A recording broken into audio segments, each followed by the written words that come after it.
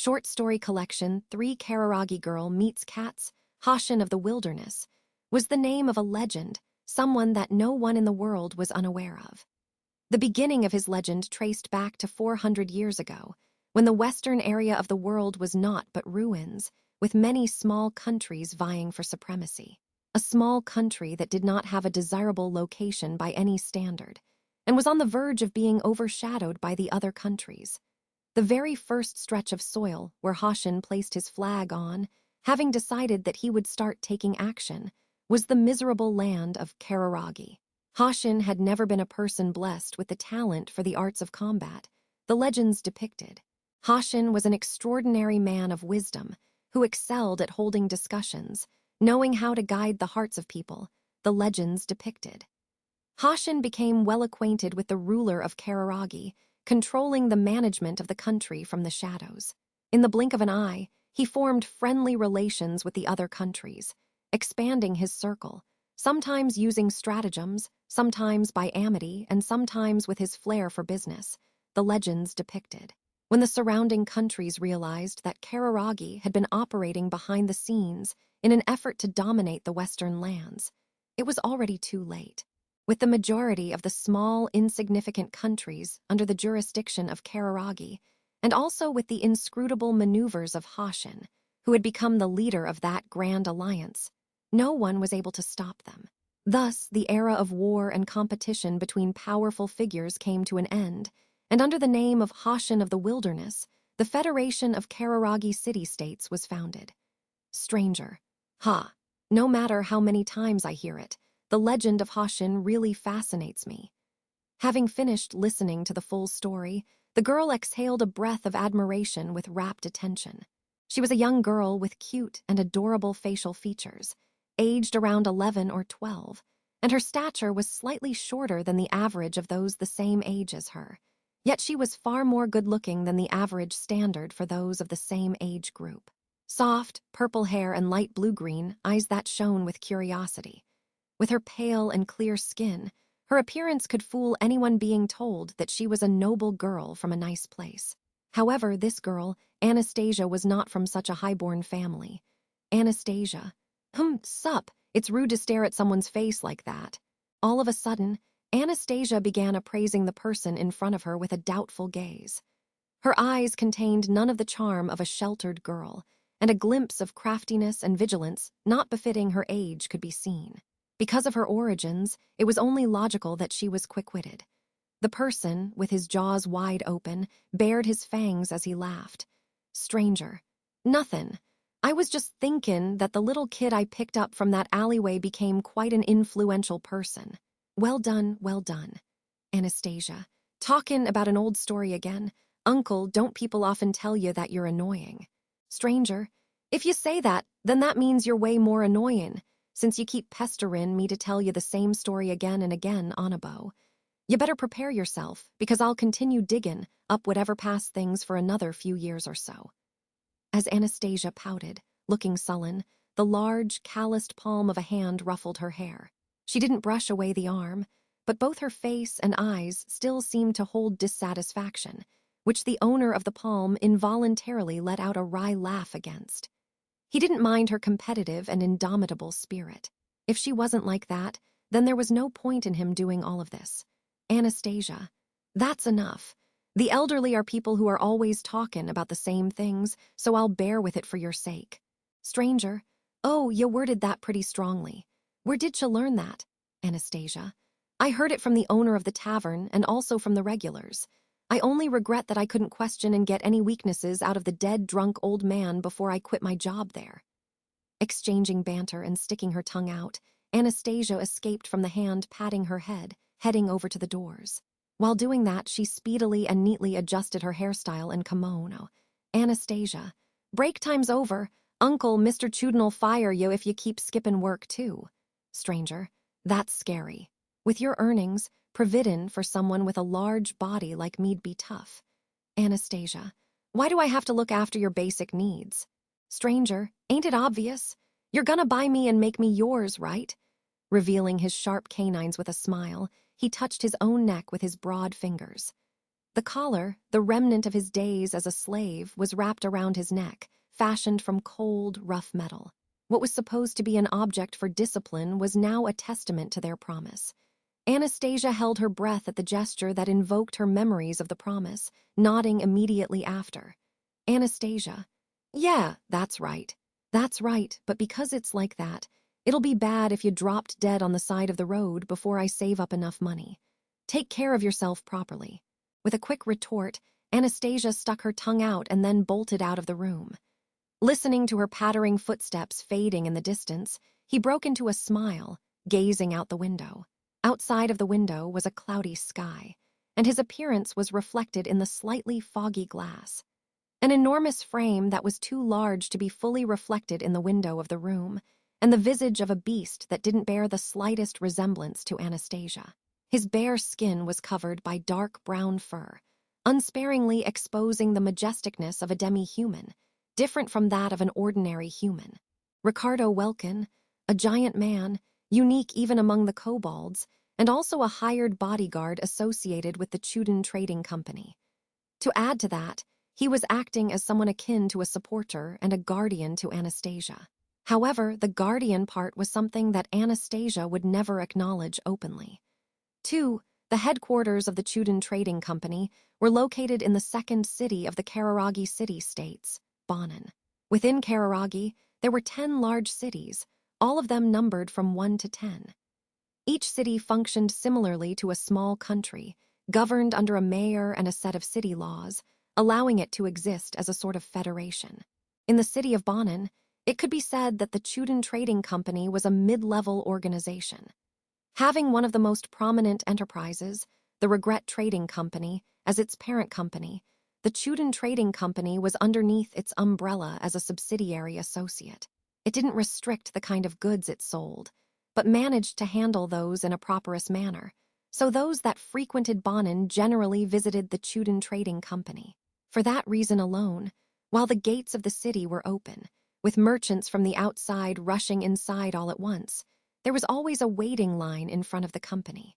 Because of that, the staff and attendants having a hectic schedule was a daily occurrence. Stranger, Anastasia, I'm running out of change. Hurry up and bring over the copper box and silver box. Anastasia. Yes, stranger, not only those, also, Anastasia. A burlap sack, right?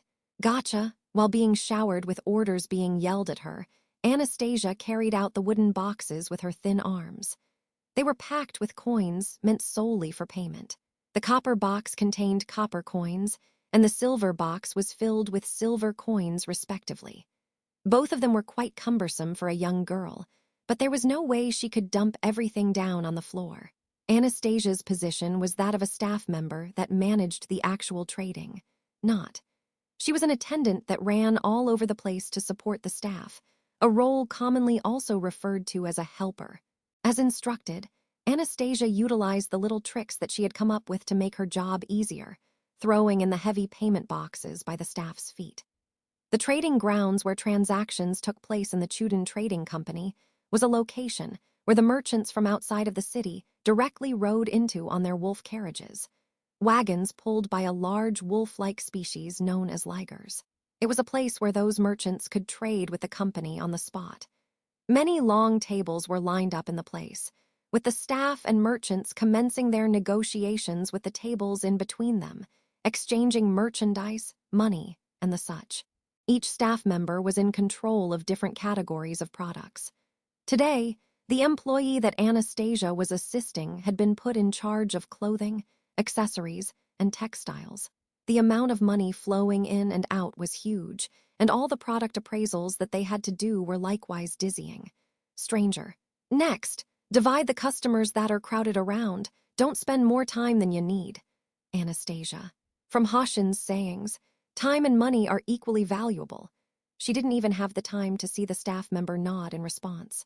Anastasia ducked under the elongated table, coming around behind the line of people and sorting them out, while she examined the goods and catalogs piled on the luggage platforms of the carriages with her eyes. There were multiple lines, and a few young boys that were also helpers. However, they were all working at a slower speed compared to her. She carried out twice the amount of work compared to helpers twice her age, but she didn't take pride in that. Even if the people around her were envious of her achievements, she thought nothing of them, so it was only natural that she wasn't particularly proud. After dealing with the waiting line that had formed at her place, Anastasia surveyed her surroundings with haste, wondering if she should get started on doing the same to the other rows of people. Anastasia. Hey, you, what are you doing? In the middle of the waiting line being managed by a different helper, who was taking a long time with their work, a man jolted with surprise upon hearing the shout of anger that had come from Anastasia. He was a man with a scrawny figure she did not recognize, about to lay his hands on the loaded goods while pretending to take the catalog. When the man realized that his attempt at thievery had been unsuccessful, having heard Anastasia's voice ring across the area, he immediately made an effort to escape. Thrusting aside a helper that had ran over to stop him, he made a break for the exit of the place of commerce. Anastasia, I won't let you go. Thief, out of my way, you runt. However, faster than the man could flee, Anastasia blocked his path with her arms spread out. The man spat at the resistance being put up by the helper, balling his hand into a fist and holding it high over his head. It happened right before she was struck. Stranger, you're askin' for a little too much, Arentia. A muscular arm, twice the size of that man's own arm and fist, was swung, and the poor man was sent flying towards the heavens. And just like that, he descended back down onto the floor of the trading grounds head first, collapsing and lying on the floor. Limp, timidly opening her eyes upon catching his scream of pain, there was an abrupt shift in Anastasia's expression. Anastasia. Uncle, Ricardo. Good job noticin' that thief, Anabo. Well done, but it ain't good to be reckless. Imagine gettin' injured from something like this. It's gonna be a dumb and heavy loss for ya. What you hate the most are things not worth the effort, right? The kobold that had sent the thief flying, Ricardo told Anastasia with a loud laugh as she jumped at him. He then lifted the scrawny man up by the back of his neck, dragging him out of the area. Ricardo, here, this way. You sure did have the guts to pull off something like that, in a place where I'm standin' guard. Better get ready for one of your arms to go bye-bye. Thief, that runt, doin' an unnecessary thing and gettin' in my way. The man glowered at Anastasia with a furious scowl, Ricardo's threat falling on deaf ears. She slowly approached the thief, who looked like he might snap at her at any moment, and then promptly slapped him across the face. A satisfying smack echoed throughout the place of transactions, stunning both the man and the surrounding people. Anastasia, lowerin' your own worth by doin' stupid things and holdin' a grudge because you were called out is the worst. Where's your worth now, after Bane slapped directly in the face by a little girl? You're pathetic. While Ricardo watched Anastasia with a pleased smile, the thief choked on his words, raising only a guh against the young girl's blistering criticism of his actions. And then the trading grounds erupted with cheers of delight. Stranger, well said. Stranger, it was refreshing to hear that. Stranger, serves the thief right. Anastasia, thanks. Smiling and trying to appear amiable to the approving cheers from the crowd, Anastasia returned to being a young girl of her age, which she was. Her surroundings became even more lively at the change of her attitude, and Ricardo took the thief outside meanwhile. Ricardo, I'm probably supposed to do something like rippin' off your dominant arm and throwin' ya out of town, but... Arriving at the back of the trading grounds, Ricardo haphazardly tossed the man on top of the soil. The man paled upon hearing the intimidating threat, crawling on the ground on his hands and knees. However, Ricardo flicked his own beard with a finger. Ricardo, I'll let you go for today. I can't come up with something that's harsher than what that midget just did to you, so I'm sure you have some thoughts, opinions, or whatever about it. Make sure you never show your face round here ever again. The man instantaneously scurried away when Ricardo shooed him off with a gesture. Staring at his back until he was out of sight, Ricardo yawned as he moved to go back to keeping watch over the place of commerce. Stranger, do you really think the thief from earlier will have a change of heart? Ricardo, oh, it's the man, Chuden. You were watchin'. Having heard that voice speaking to him, Ricardo turned around to see a fox-eyed, chubby man standing behind him. It was a man who wore a nicely tailored indigo kimono, Chuden Agri, the representative of the Chuden Trading Company. Chuden brushed the lower part of his kimono with a hand, his fox-eyed gaze moving towards the direction the thief had run away in. Chuden. It's customary to cut off the dominant arms of thieves and then chase them out of the city, surely. I don't think that you, the guard dog of the enterprise, doesn't know that. Ricardo. It was settled as attempted thievery because of Anabo. Depending on how you look at it, she struck him a much harsher blow than Lawson, an arm. If it were me, I would be way more scared of that. Chuden, with the right opportunity, anyone could go back on the path that they strayed from, huh? You know that such a thing doesn't exist, Sir Ricardo. Ricardo. Of course, even I know that much. I memorized his features. The next time he's up to no good round these parts, I'll take his dominant arm and his non-dominant arm as well. That'll do, won't it? When Ricardo growled out with a deep voice, Chuden said nothing for a moment before giving him a nod. Chuden, splendid. I was worried sick for a moment, thinking the hound Ricardo had lost his motivation. Ricardo. Stop it, it's embarrassing. Now I'm a pet dog with the company's collar round my neck, right? Rough. Chuden, well, it'd be reassuring if you were really, genuinely our pet dog. Oh well, I guess I'm okay with that for now. Ricardo. The way you said it kinda bothers me. With a sniff, Ricardo responded to Chuden while frowning.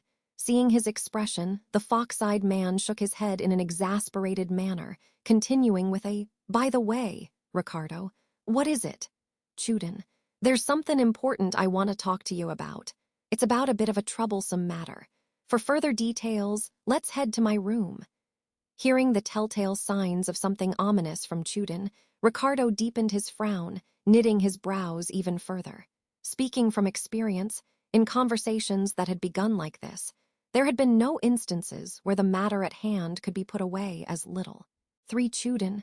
Recently, there's been frequent occurrences of caravans Bane attacked around the outskirts of Bonin. Have you ever heard of them? As Ricardo entered the office he had been invited into, feeling ill at ease, Chuden brought up the topic he had mentioned earlier. Ricardo made a face in turn, replying with, sorta. His large ears had also caught wind of reports of damage being done to the caravans on the outskirts. Ricardo. But I only happened to hear it. If it's gonna be about something outside the city, then it won't fall within the range of the company's bodyguard. To begin with, the people who are being attacked are merchants from the outside. They're not included in the people I need to protect. Chuden, you're absolutely right. That's true, but those merchants are our important trading partners. Furthermore, their goods will also become our merchandise in the near future. If those were snatched away by brigands, and the merchants distance themselves from Bonin to boot, then the damage done will be enormous. Ricardo. You better not be telling me to do something about those brigands, bandits, or whatever. His background was quite renowned, but having expectations being placed on him because of it was stressful. If the perpetrators were a gang of bandits that preyed on caravans, then their numbers would be no less than 50 people. Depending on the circumstances, there could also be 100 of them. Taking them on all by oneself was something an idiot would do. Ricardo, if the enemy has a ton of people on hand, then it's absolutely, definitely impossible, even if it's me Bane sent out. It is even possible to fight him alone. Chuden. Oh, please put your mind at ease if it's about that. With a sly look on his face, Chuden laughed in response to Ricardo's concerns. Chuden. For the matter at hand, this time, even Bonin's Senate considers it a problem, including our company. The Association of Commerce will pitch in and gather people for the job. So I want you to spearhead the group, find the problematic gang of bandits, and wipe them out. Well, that's about it. Ricardo. That's still an unreasonable demand, you know. He grumbled, but deep down, he understood that Chuden was doing all he could to prevent him from backing out of this whole mess. Because of the way Kararagi's governance was structured, the merchants had a say in whatever concerned the cities. The majority of the people affiliated with the Senate that dictated how the cities were ran were either influential merchants or leaders of trading companies. Chuden was one of the latter. Since he was sharing his plans, Ricardo could take a wild guess and say things had already progressed up to a point that the bill was submitted to the Senate, and all he, the person involved, had to do was to nod in agreement. Ricardo, puttin' a kobold like me in charge of a ragtag group of people. What are you thinking, really? Chuden, a talented person's given a position where he can display his talents. It's only natural. He answered brazenly, spreading out a map on top of his desk. It was a rough sketch illustrating the outskirts of Bonin, and Ricardo saw red marks being placed on several roads that were being used by the merchants. Chuden, these are the surrounding routes and the places where the caravans have been raided. There were 0 survivors in every caravan attacked, their goods and dogs taken as well. For a gang of bandits, they're being pretty thorough with their methods. While staring at the map, Ricardo set his eyes on the areas next to the places the bandits' assault had taken place, a forest and a rocky field. If a band of brigands with sufficient numbers needed to conceal themselves, then there was a high possibility of them setting their base somewhere around that area. Like that, as the two went on with their conversation, their eyes fixed on the map stranger. "'Excuse me, I brought some tea." Announcing that, Anastasia entered the room, holding a tray with steam coming out of the cups placed on top of it. She set 2 cups of ryokucho on the desk, in front of Ricardo and Chuden. "Ricardo, what onabo servin' as a waitress? What happened to your job as a helper?" "Anastasia, the busiest hours have settled down, and I was told I could take a break after I bring tea to you too. More importantly, why are you both staring at a map?" Being shrewd enough to bring her own cup of tea with her, Anastasia tilted her head as she blew on her ryokucha. Ricardo pointed a finger at the map in response to the question. "Ricardo, we're talking about how a lot of people are dying round these red circles. Right now, we were at the part where Chuden demanded me to solve it." Anastasia, you'll solve it. Will you be safe?" Ricardo, "Oh, you're worried for me." He appeared to be happy, a broad smile making its way on his face, but Anastasia shook her head, saying no. "Anastasia, that's not it. You need to use your brain for a job like searchin' the culprit. Are you fit for the job?" Chuden, "Please don't worry. What I asked Sir Ricardo to do was to split open the culprits' heads once they're found. In that case, that would be his field of expertise, wouldn't it?" Anastasia, Then that's good. What a relief." Ricardo blew out a sigh, seeing the two get along very well. His sigh was as powerful as a gale, its force blasting both of them away and causing Anastasia to snap at him with an "uncle." He jabbed a finger at her face in return. "Ricardo, you know what? This ain't a game. Us adults are gonna talk about important things, so a child like you should go outside and chase after butterflies or something." Anastasia, "Butterflies aren't even worth a coin, so there's no way I'll chase them around. More than that, let me hear the details. It might be dangerous if I don't know anything, so." Ricardo, "Why'd not knowin' 'bout the brigands on the outside be dangerous for a helper inside the city?" Chuden, "Well, why not? This might take up all of your time for a while, so let's have Anastasia listen to it as well." Unlike the hesitant Ricardo, Chuden was remarkably benign towards Anastasia's curiosity. Originally, he had been charmed by the bright future in front of her, so his softness was brought to light in these situations. As for Ricardo, he really did not want to let Anastasia hear about the bloodier side of the world. However, his concerns would be the target of laughter coming from the people around him, with them telling him he was being overprotective. Anastasia, I see. Even the outer parts of the city don't have it easy." Receiving the same explanation as Ricardo had been given before, a comment of indifference slipped out. Of course, was what Ricardo could only think in response to that reaction, which had been identical to that of a child who did not know best. However, contrary to how Ricardo had perceived her answer, Anastasia continued with a, "By the way, Anastasia, what sort of goods did the victims load on their carriages?" Chuden, "Their goods. According to the reports, it seemed like they departed after packing up antiques, such as jewelry, before coming to Bonin. Caravans of handicrafts, mana stones, weapons, and armor were also attacked by the bandits." Anastasia, is that so? Kinda strange." Anastasia tilted her head sideways, muttering under her breath. Ricardo, "There, that's enough. Chuden, you shouldn't make a kid listen to weird things like that either." Ricardo had noticed her nearly inaudible muttering, but he prioritized sending her away more than making conversation with her. Anastasia looked upset, but Chuden reluctantly ordered her to leave.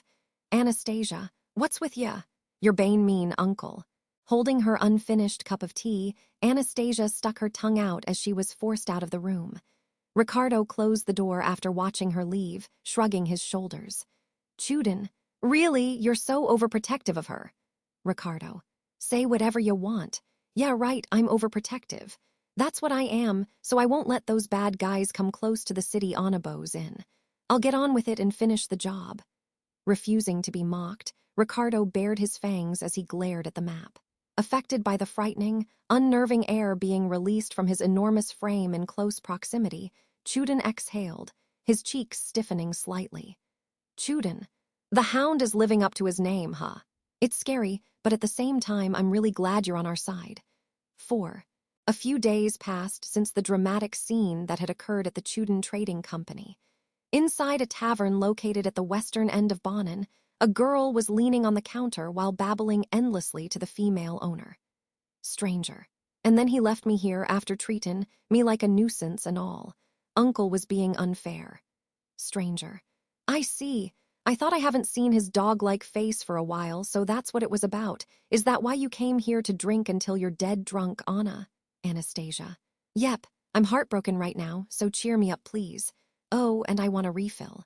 The girl being referred to as Anna, pestering the owner to refill her cup of milk, was Anastasia, as you all know. Despite being bothered before opening her tavern, the owner handled the young girl's request with kindness and a touch of tenderness. To the owner, Anastasia was an adorable employee who had been working at her tavern until quitting 3 months ago. The owner's positive feelings towards her were not as extensive as the ones she directed towards Ricardo, but she cherished her nonetheless. Because of that, she could condone Anastasia visiting her even while she was making preparations to open her tavern, and she was also willing to listen to her complaints. Tavern owner, but it's a little unexpected. I thought the relationship between you two was one-sided on Ricardo's end. To think that Ana'd feel lonely while he's away, Anastasia, that's 'cause Uncle's mine. I already made reservations for his collar, so he shouldn't go places where I can't reach him. He doesn't understand that, for crying out loud. Even in the present, a collar with a broken lock was fitted on Ricardo's wide neck. The collar was an item that had restricted his movements during his days as a slave, and it was now a mere ornament, devoid of its function. Although he had cast off his status as a slave, he left the collar attached to his neck in order to do penance. It was something Anastasia was tremendously unhappy about. Someday she would set a price befitting him, and then she would purchase him. After that, she had decided she would take off the collar with her own hands and toss it away. That was one of the many dreams that Anastasia wished to fulfill. Anastasia, thanks to you and Uncle, I've gotten real close to making my dream come true. That's why I need to do my very best. I need to try harder more than ever. Tavern owner, your dream, what kind of dream is it? Can I hear it? Anastasia, my dream's to become as big as Mr. Hoshin. In order to do that, right now's the time to lay low and be obedient so I can save up power, knowledge, and money. Empha, she snorted as she spoke about her dreams, optimistic and vigorous, and almost making the owner chuckle at her. There were many merchants who looked up to the legend of Hoshin of the wilderness. If one were born in Kararagi as a young boy, then that person would dream of experiencing the same success story at least once in his life. However, if it was a young girl she was close to with those dreams, then it was a special, different case. Anastasia, come on, you're laughing too. That part of you's the same as Uncle. Tavern owner, sorry, but I think that dream of yours won't necessarily end as just a dream. In fact, you were taken away by Mr. Chuden from that large company. Like that, if you became his wife, then you could at least become a higher-up of the city, right? Anastasia, me becoming Mr. Chuden's wife. That's a little no. Apparently, the girl cackling in a childlike manner wasn't aware of how attractive her appearance was. Even though she was adorable enough as she was currently, the owner guessed she'd eventually grow into a beautiful woman. When the time for that arrived, what the owner had just said wouldn't be something to laugh at. Tavern owner, you know what, Anna? You probably won't believe me right now, but please remember this.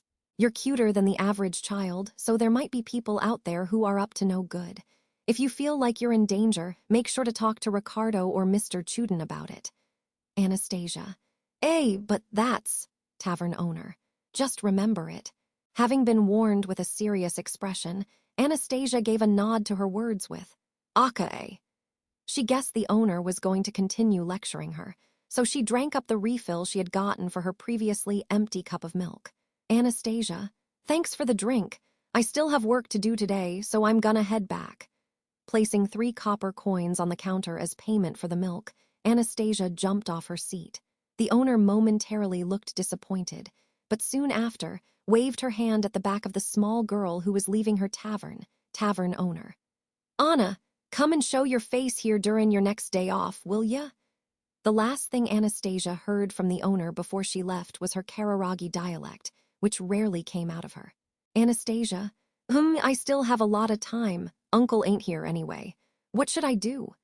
Stretching out her body outside the tavern, Anastasia struggled to think about what to do with too much time on her hands. Today was a holiday, a complete day of rest that took place once a week. She had said to the owner she still had work to do, but there was nothing on her schedule. Having said that, even if she went to the trading grounds to be of assistance, it was obvious the people there would greet her with disapproving looks. Anastasia, it's bothersome even if I'm told to curry favor again, okay? I think I'll just walk around while eatin'. Straightening herself with her head held high, Anastasia started strolling down the busy street, which had various people weaving in and out of it. Like this, ever since she had been able to carry her own wallet around with her, walking while eating had become one of her secret hobbies. Back when she had been living in the back of the streets, stalls selling food out in the open had been her hunger's greatest enemy. Because she could enjoy those foods in the present day, she thought that she had acquired a good social standing compared to where she was previously. Anastasia, Chen! As she kept on walking while stuffing herself with the dekyaki she had bought, she felt a set of eyes staring at her. Glancing at the direction of the stare, her eyes met with a grimy boy who was looking at her hands. She could easily imagine where he had come from. He was a hyena, living in the slums at the back of the city. The people who rummaged through garbage dumps, desperate to obtain enough food to get by every day, were referred to as hyenas. They did not have a house, and they did not have anything to eat either. Hyena was a term that was said to have existed since the era of Hoshin. Anastasia had also been a hyena in the past. In her case, living in extreme poverty and surviving on what meager amount of food she could get her hands on had not been anyone else's business. And so, she had her own opinions and thoughts about the gaze the boy was directing at her. However, Anastasia, that's just stupid. Anastasia crammed the rest of the dekyaki into her mouth and then showed off the empty container to the boy. Shaken by her domineering action, he turned around and scampered back into the alley in a hurry. How unambitious. The attitude of waiting to be fed with one's mouth wide open like a nestling, expecting to be given things as charity, was what got on Anastasia's nerves the most. In reality, she had attained her current position because it had been given to her.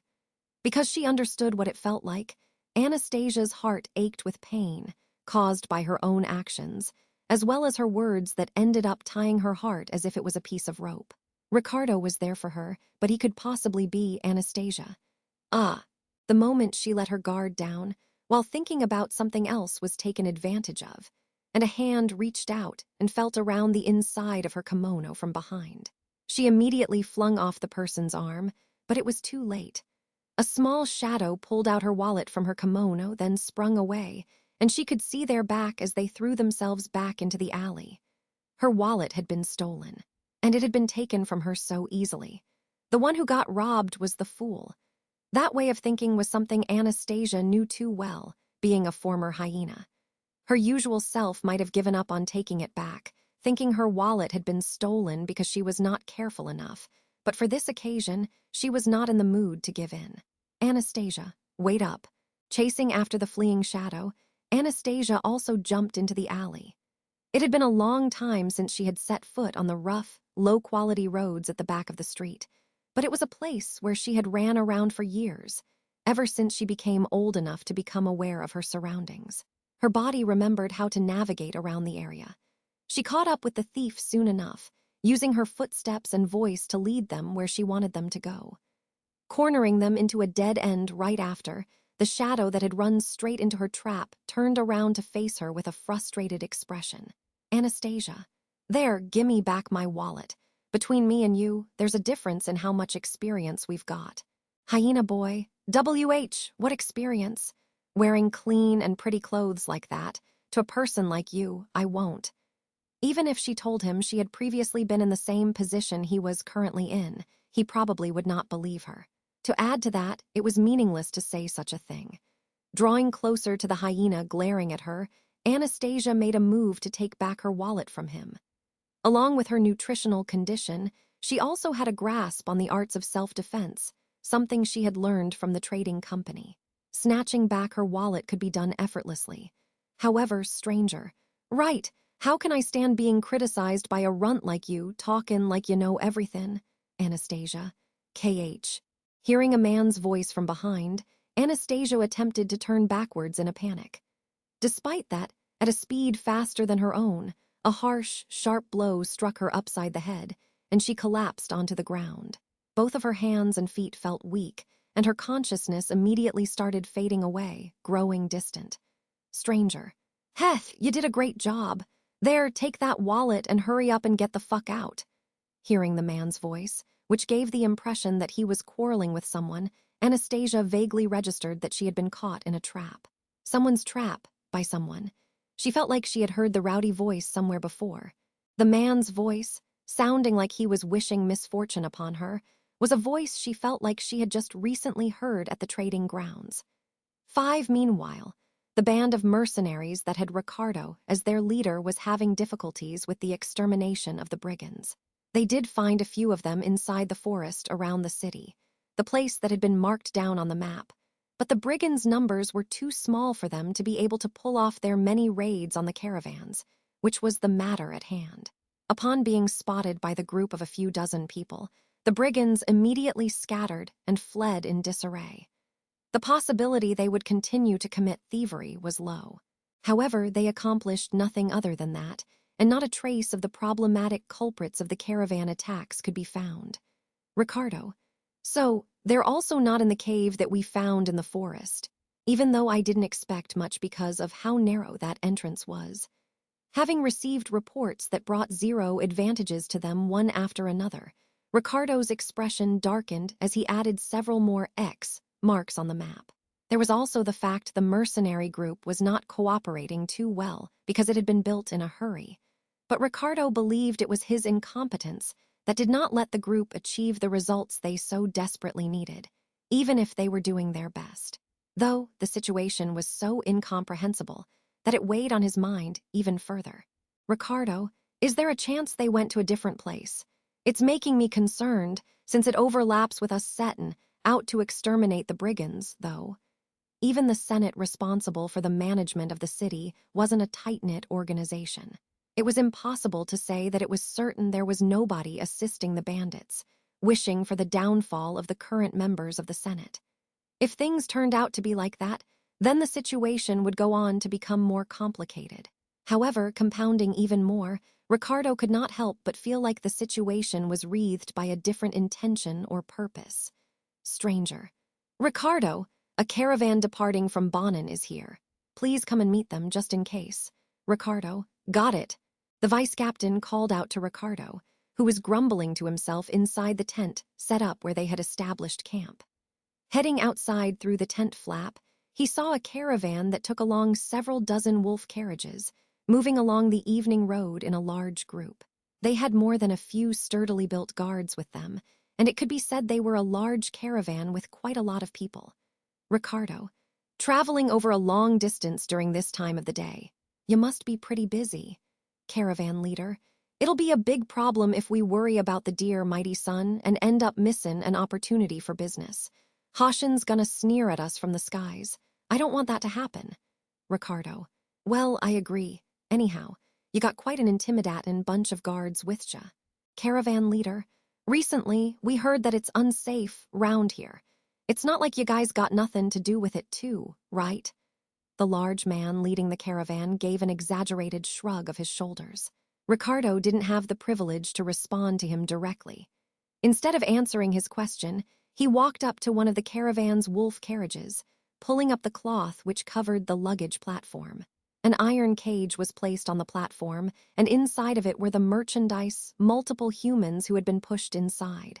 Ricardo. Slave trading, huh? Caravan leader. Do you detest it, mister? I guess it makes sense, since that collar of yours is evidence that you used to be a slave. The man pointed his finger at Ricardo's neck, saying that after he looked at the hole in the collar where the gem had been taken off. The existence of the gem, depending on its presence, displayed the corresponding status of collared slaves. In the case of Ricardo's collar, it proved that he was a freed slave. Ricardo. Slave trading's also a legal business. If the agreements are upheld, then it's unreasonable for me to meddle with it. Sniffing at the slaves, who possessed dull and lifeless eyes, Ricardo moved away from the wolf carriage. And then he spoke to the representative of the caravan, telling him, "You can go ahead. Ricardo, sorry for preventing y'all from leaving. Be careful on the way out, even though we're on alert. If you get attacked by the rumored brigands, instead of having all your possessions robbed, they're also gonna rip off your bones as well as your flesh." Caravan leader. That's dreadful. We'll be as careful as possible.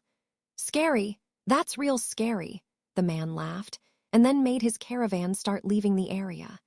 Ricardo separated himself from the mass of wolf carriages as well, giving orders to the mercenaries and telling them to monitor the group of merchants as they left. Stranger.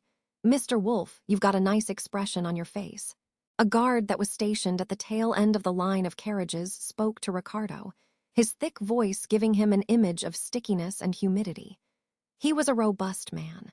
He was also taller than Ricardo, who was already more than 2 meters tall, and although the width of the man's physique was inferior, his experience in combat was probably comparable with Ricardo's, since his body was covered in scars from wounds created with sharp blades, such as swords.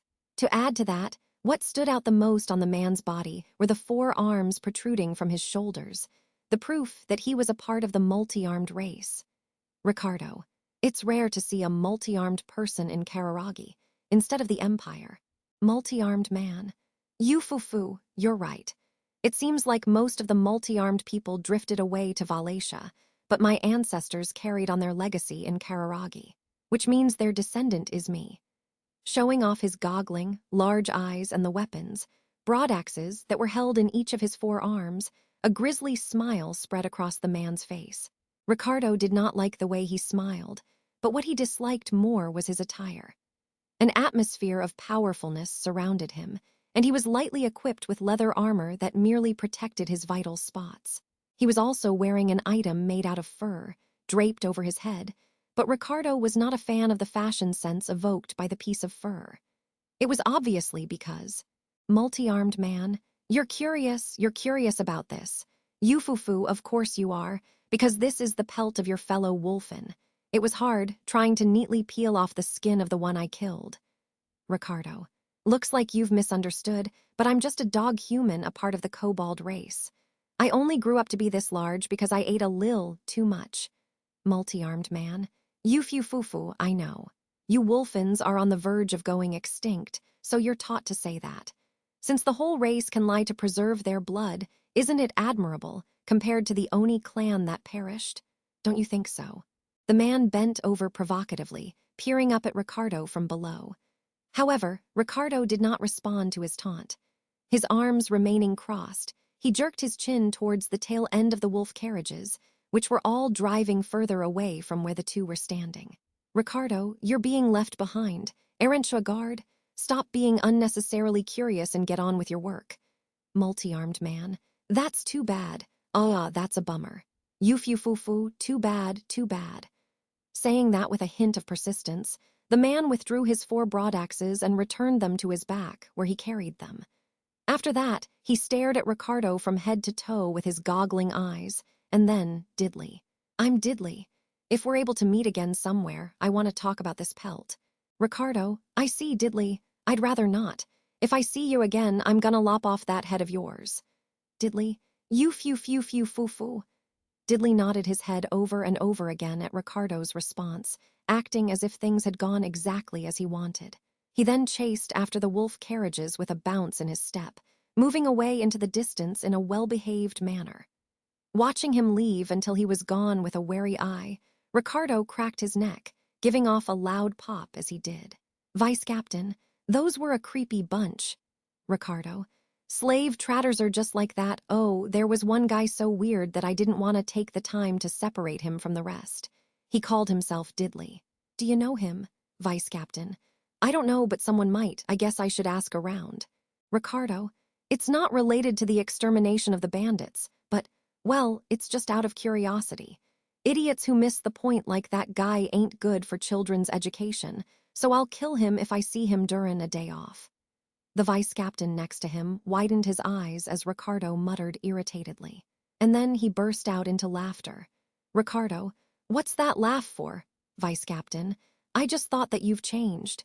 These days, it's pretty well known between fellow mercenaries that the hound's fallen deeply in love with a girl who's still very young. Ricardo, everyone's been telling me that. You guys must be really bored." Nudging the vice captain, who was talking nonsense, Ricardo let the dull thuds of his footsteps be heard as he returned to his tent. Once again, they were going to focus on digging out and exposing the brigands' hideout. If they continued like this, achieving nothing, then it wouldn't be strange to have Chuden or someone at a similar position give them snide remarks, or even tell them to hurry up. "Ricardo, and Anna Bode'd sulk if I left her alone for too long." Saying that out loud, Ricardo remembered that he had just been laughed at by the vice captain, feeling a mixture of surprise and exasperation. It could not be helped, even if a rumor like that was circulating around. Him being deeply in love was a misunderstanding, but he himself acknowledged the fact that he cared for her, and also the fact he worried about her. Because of that, "Ricardo, it's nice if she were at peace, without any eventful things happenin'." Before ducking under the tent flap, Ricardo murmured as he gazed at the sinking sunset. The sky was light purple, with the colors of dusk and sunset intermingling. The same beautiful color as the hair of the girl that came to his mind. 6. With Ricardo's wish in vain, Anastasia was currently encountering the largest predicament she had ever come across in her whole life. Anastasia, NNNNH. Her mouth was gagged, and her hands and feet were tied firmly. Unable to even raise her body from the floor, she was in a state of imprisonment, like a perfect example of being kidnapped. "This is bad. This is really bad," Anastasia cried out as she twisted her body around with all her might. Right after she had woken up, Anastasia had realized that she was in an abnormal situation. It took only a moment for her to assess the situation, and she also remembered clearly what had transpired before she lost her consciousness. Because of that, Anastasia had been exceptional at keeping her composure for a person who had just been captured. Although, whether it would lead her to breaking out of her crisis or not was a different question altogether. She remembered the person that had struck her just before she had been knocked out. He had the voice of the man who had attempted to commit thievery at the trading grounds a few days prior. His attempt had been seen through by Anastasia, and he was the person who had been knocked down onto the ground by Ricardo. After that, she had delivered a slap to his face as he kept directing resentful complaints towards her, and the applause she was showered with was fresh in her memory. She figured the man bore a grudge against her for that reason, and it was why she was having such a terrible time. Anastasia, if Hatso Tent had all guys. Severe punishments were delivered against thieves. That was the Kararagian style. Following it, the man should have received the natural punishment, which involved losing his dominant arm at the very least. If he was trying to get his revenge on Anastasia, even after what he had pulled, then his tenacity was splendid. Though she wanted to tell him to be more passionate about something other than this. Anastasia. As she pursued Ricardo's responsibility for the situation, Anastasia finally regained her calmness. Anyhow, even if she continued making a racket, it was probably fruitless. She could see no windows in the room, and she could not imagine her voice reaching outside. Her captor would not confine her in a place where her clamors could be heard outside, in the first place. Judging from the way her voice echoed, the room was not that wide. The floor she was lying down on was cold and hard, made out of stone, not built out of stone. A shed had been erected right on top of a rocky tract. She could not imagine the ground having been leveled either, leading her to think her captor had done a poor job, which could be described as sloppy in many ways. What was the objective of the man who had captured her? Finishing her quick examination of the room, Anastasia's thoughts wandered to the objective of her opponent. If it were the thief from earlier, then his motive would most definitely be revenge. The issue at hand was the details of his revenge. Having come this far, he would not release her after just giving her a good scare, most likely. Killing her after teaching her a lesson was not a far-fetched guess. Were the thief a shallow, hot-tempered person? Anastasia. Probably a lave. Selling her off to slave traders was the choice with the highest possibility of happening. In the first place, slave trading was not particularly rare around Bonin, or even in the Kararagi city-states as a whole. Laborers were valuable assets as sources of manpower, and they were in demand for all sorts of tasks, such as servants and maintenance workers of the highways. Back when Anastasia used to live in the slums, nearly being caught by slave traders was not uncommon. Even considering Bonin's city laws, the enslavement of hyenas in the slums were overlooked.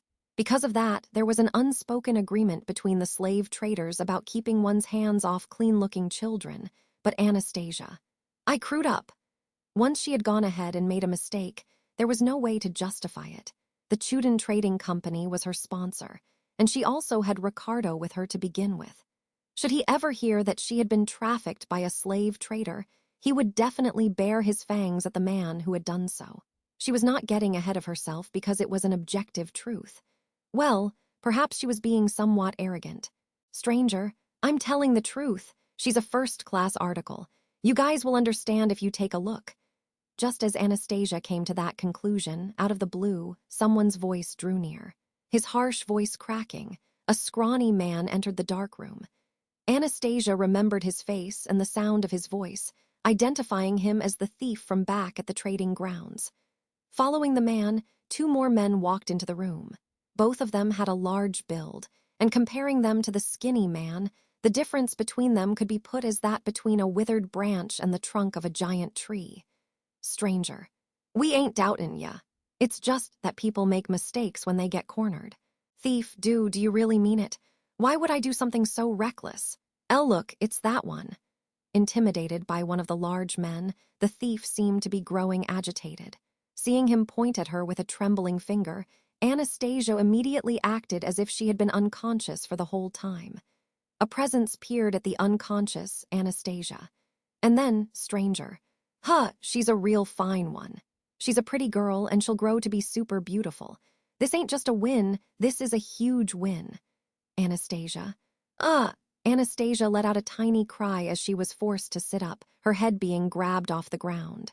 However, the man did not notice that she was awake, resuming his inspection of her while handling her without care. Judging from the flow of the conversation, this man was a slave trader. Having been told she was a fine one, Anastasia recalled what the tavern owner had said to her in her former workplace. She was wrong to have paid no heed to her words. If she could, she wanted an opportunity to meet her and apologize directly to her, but thief. Then, it's a deal, right? Right, stranger. You said you wanted to join our trading company and promised to bring a souvenir. Yeah, you're able to bring such a fine article. You're a great help to us. Thief. Then, stranger, booty, that only apply if this girl were a stray dog without any leashes from anywhere attached to her. Thief. Immediately after he emitted a voice, sounding like he had caught his breath, there was a violent sound, and something crashed into the wall. Soon, Anastasia heard a pained scream and the noise caused by someone writhing in agony, comprehending that the thief had been struck by a fist. It was punishment for arbitrarily overstepping the unspoken agreement, one that was heeded by human traffickers as a mere amateur. Thief. It hurts, it hurts. Gway, stranger, quit screechin' and quiet down. The sleeping child's gonna wake up and be scared. As Anastasia was let go, she sensed the trafficker turn around. Upon cracking open her eyes to assess the situation, she saw the thief lying down on the ground, said trafficker gazing down at him. He dug the heel of his foot into the thief's stomach, eliciting a cry of pain. Trafficker. Get it? Even we traffickers have a set of rules we gotta follow. We're able to run our business only because the city laws overlook it. Can a guy who's clueless about them work with us? Hey, what do you think? Thief. Gah, I'm sorry. Pressed against the earth by the man's weight, what sounded like creaking bones reached Anastasia's ears as well. The thief pleaded for his life, blood trickling out of his mouth. The trafficker was crouching down beside him, bringing his face closer to him. Trafficker, you learned a lot from this. Good for you. From now on, we'll train you around these areas with hands-on guidance so you can rest easy. Thief. Thank why. Thinking he had been forgiven, the thief was about to express his thanks, but he was forced to stop midway. The clack of a metallic sound and the thief's "A" overlapped. The shivering thief touched his own neck with a finger, his face sinking with despair from the chilly, solid sensation. Thief. Why did you put a slave's collar on me? Trafficker. I told you you'll get hands-on guidance, right? Becomin' a slave's the fastest way to learn about the rules surroundin' slaves. You're a wuss, but you're young. You'll survive if you're fortunate enough. Thief. That's not what you say, BJ. Sent flying with a kick to the side of his face, the thief was knocked unconscious, his eyes rolling into the back of his head. After making sure he was out cold, the trafficker fastened handcuffs on him and threw him away on the floor. Trafficker. Geez, this is why amateurs pull some scary shit. Though, we were lucky to obtain a first-class article. The rule breaker got declassed to a slave, too. I'm glad none of us suffered any losses. Stranger. But I think it's a large problem for these two new slaves. The other man, who had been silent for the whole time, responded thickly to the trafficker's comment. The trafficker cocked his head with an "ah" towards the man's reply, directing his gaze at Anastasia. And then, trafficker, sorry, but I don't consider slaves as people. These are products, same stuff like meat and fish. Saying that, the trafficker exited the shack, bringing along the large man accompanying him. The door was locked from the outside once again, and the two presences left the area. Inside the shack, with the darkness and silence returning, Anastasia let out the breath she had been holding the entire time. Her heart pounded, and she was drenched in cold sweat. It was good that they had not noticed it, but Anastasia, though she had caught the eye of a trafficker who acted very much like a real trafficker.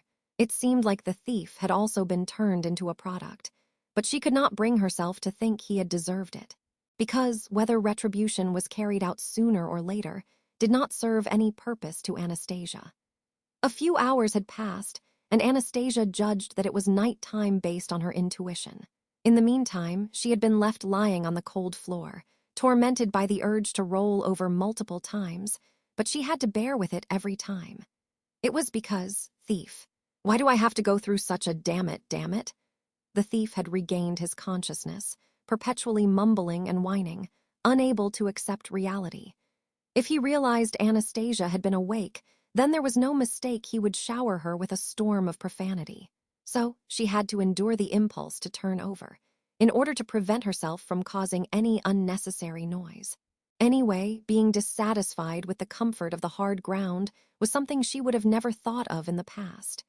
Anastasia did not think of it as becoming weak due to her living a relaxed, enjoyable life. Nothing was bad about it. Rather, she was slightly proud of herself. If one lived like a human being, then of course they would not be able to bear living like a non-human. No one should be a pushover and behave submissively at the bottom of the ladder.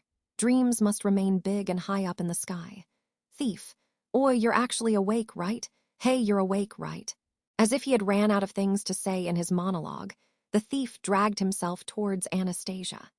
Hearing the tone of his voice and the feelings of resentment deep in his bones, it was clear that the man was intending to inflict harm upon her.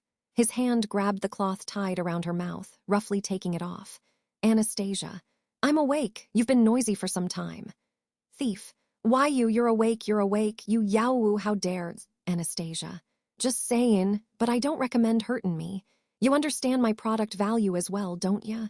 That trafficker might as well get rid of you for real next time. Thief. Ugga, Fga. Just by hearing those 3 words, get rid of, the thief immediately withdrew his fury. The pain of being beaten and kicked seemed to have recurred to his mind, and he grew discouraged, holding his head in his hands. Anastasia. Where's this place? Thief. Anastasia. Don't you have something that might come in handy? Thief.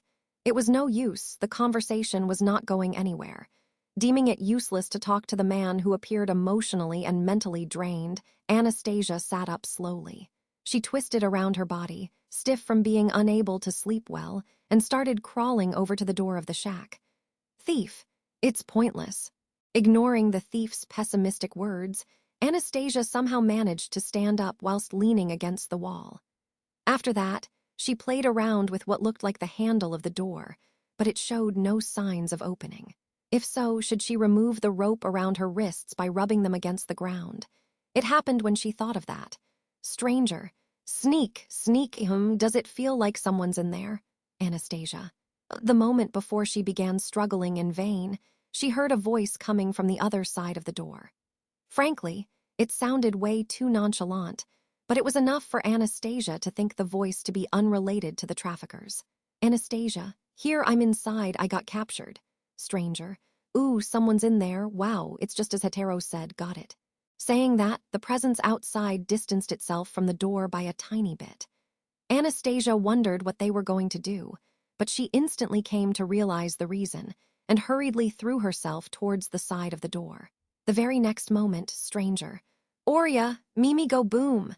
Simultaneously with the shout, a tackle accompanied by a bluish-white light blew off the door into the shack. The hinges burst apart, and the wooden door ricocheted around the room loudly. Stranger, all right, it's a success, Mimi is awesome, hum. Anastasia.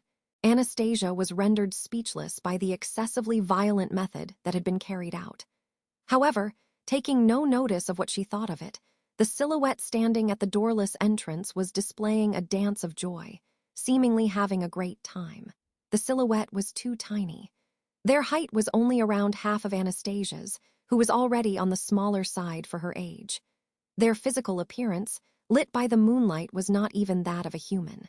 They were a cat, and if one were to speak of a bipedal, cat-faced race, that would be no other than a cat-human. Cat girl. Ooh, you're tied up, wait a little bit. The cat girl giggled innocently, walking over to Anastasia, who was unable to move due to being restrained, to remove her bindings. Clink!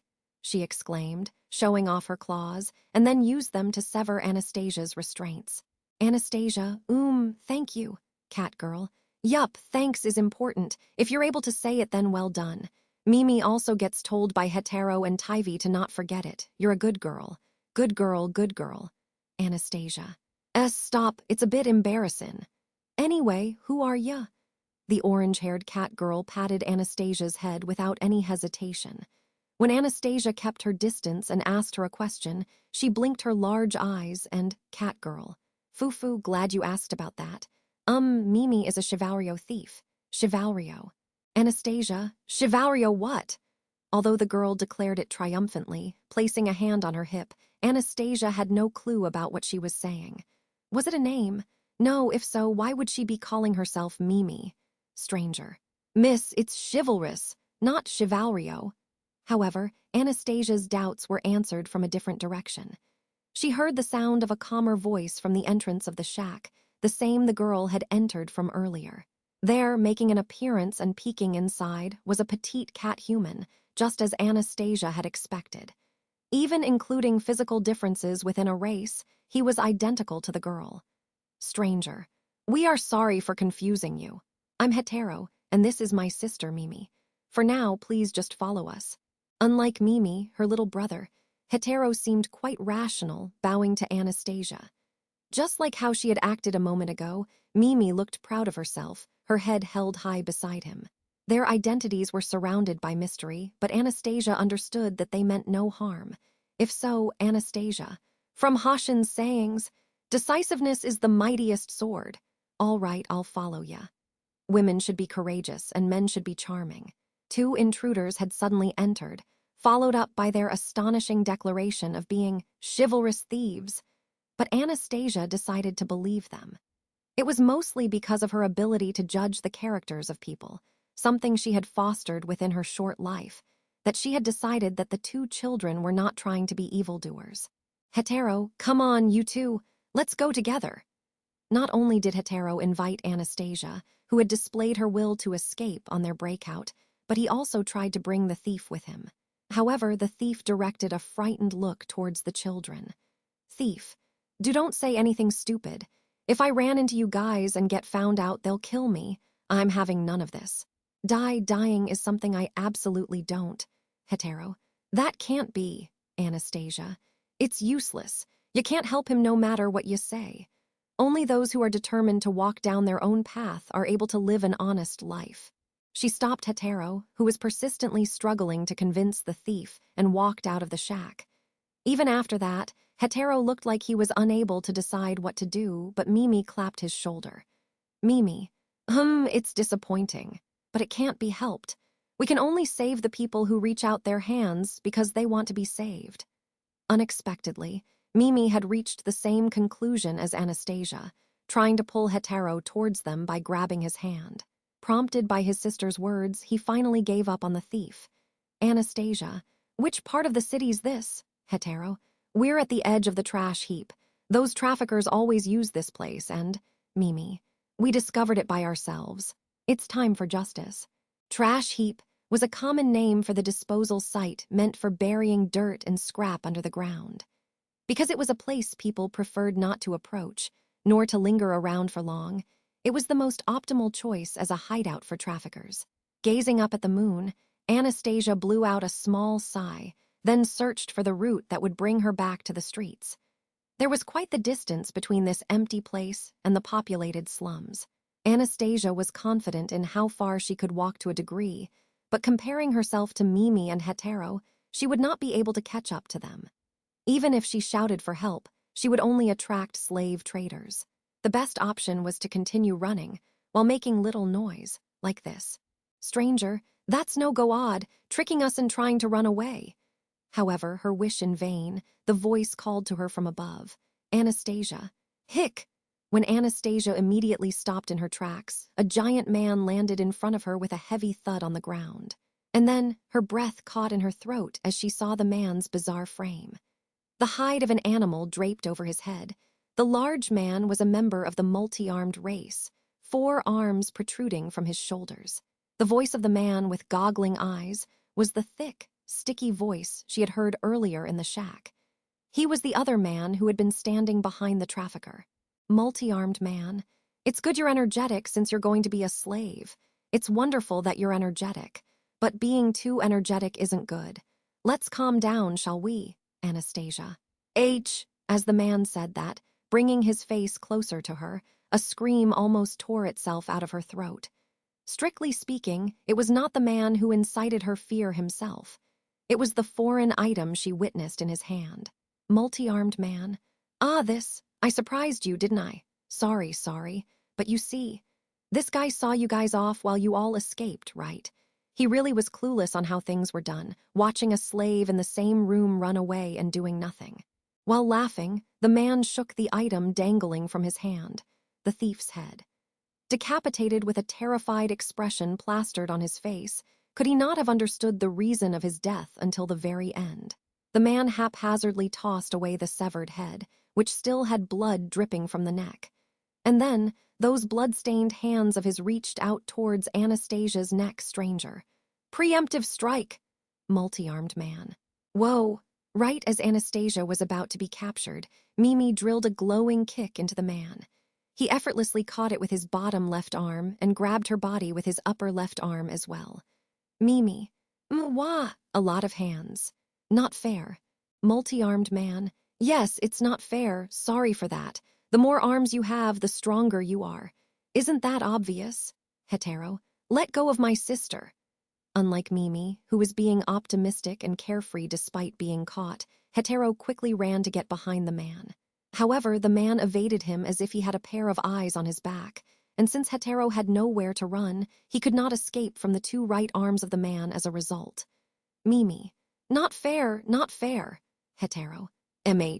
Sorry, Mimi, I'm sorry. Mimi, who was thrashing around, and Hetero, who was painfully aware of their difference in strength. The man restrained them with his forearms, his eyes filled with enjoyment, moving to look at Anastasia. It was as if he were saying, "You might be able to run away right now, because my hands are full." Anastasia, only a person like the guy who died earlier would believe an offer that's too good to be true. Multi-armed man. I guess that's how it goes. Being clever is going to knock your feet from right under you in some cases. I obtained 2 cat humans who look like they'd be useful to replace the idiot. You'd call this being very fortunate.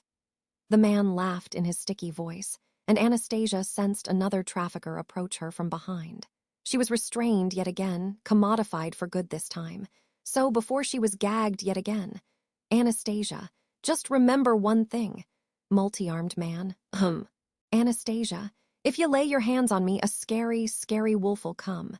I'm rather unlovable, too. Hearing Anastasia's declaration of her hostility, the man's shoulders shook with happiness. Multi-armed man, yufu-fufu. Nice, that's very nice. Then, I guess I'll be looking forward to it. He did not take it as Anastasia being unwilling to admit defeat. Therefore, the game between them had been established.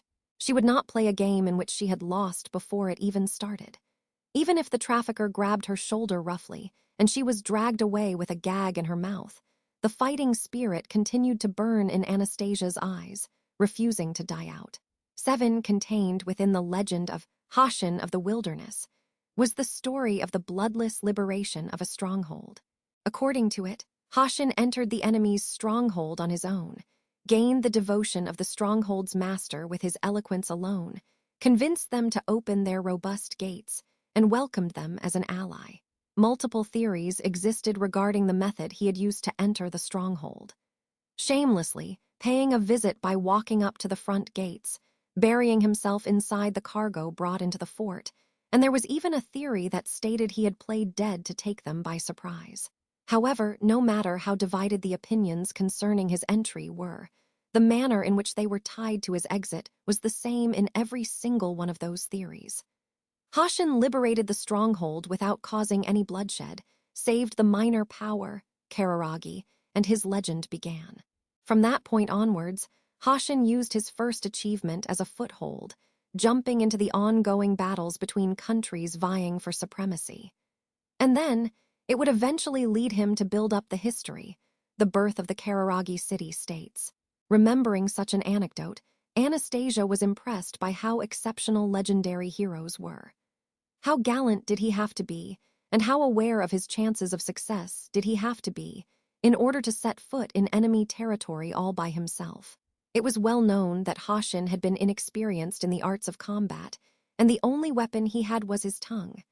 That part of him was similar to herself, making it so that the only difference between them was probably how Hashin did not experience having a slave's collar fitted around his neck, because he never blundered in a way that would happen to him.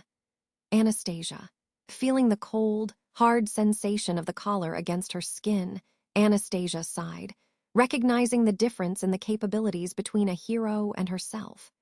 She was not in the mood to joke that she now sported matching collars with Ricardo, but the existence of the collar gave her a sense of relief to an extent.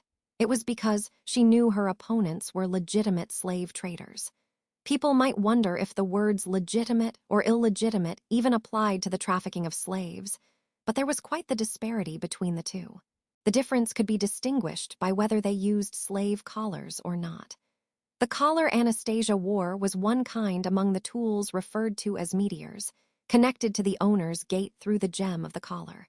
Because of that, the owner only had to think of it in their head to cause pain to slaves as punishment. And in many cases, slave traders used these meteors to manage and maintain their slaves. Without these meteors, slave traders would have to resort to violence to discipline their slaves. In that case, the possibility of reducing the slaves to defective products could not be avoided, so the more legitimate a trafficker was, the more they would handle their slaves carefully. That was why the existence of the collar evidenced that the slave traders had some decency. She did not have to worry about being killed, at the very least. It was the primary source of Anastasia's relief, and the reason why she could carry on thinking. Stranger, NN, MNN. And there was there were 2 more things that provided her with moral support. It was the existence of the two little cat humans who had the same collar fastened around their necks and who had been trapped inside the same shack with her. Mimi, NNNN, MNNNN. With her endless amount of energy, Mimi continued to struggle in an attempt to free herself of her bindings for hours on end. Hetero was lying down beside her in silence, but he wasn't curled up out of resignation. Hetero. The lack of noise from him was not because he was pessimistic, but because he was contemplating how breaking out of this situation would be achieved. Without a single trace of submission nor compromise within them, the look in his eyes said he was biding his time, the same as Anastasia. Hetero was vigilantly looking for an opportunity he could seize. Mimi was full of vigor, and both of them were not remotely close to giving up. With that as the case, Anastasia had hope. A gigantic, shaggy source of hope. Anastasia. How gotta tell Enkli? She had to pass down her location and her predicament to Ricardo. It was the only thing Anastasia could do as a method to liberate this stronghold of the slave traders. Stranger. Like that, the trafficker from before made an appearance in front of the three children, who were desperately searching for a way to escape. Stranger. I've already heard from Diddley, but 2 cat humans in exchange for an idiot is an excellent deal. Opening the door and surveying the room was a well-dressed man who let out a snort. Anastasia remembered seeing him on the previous night, guessing that he was the head of the slave traders.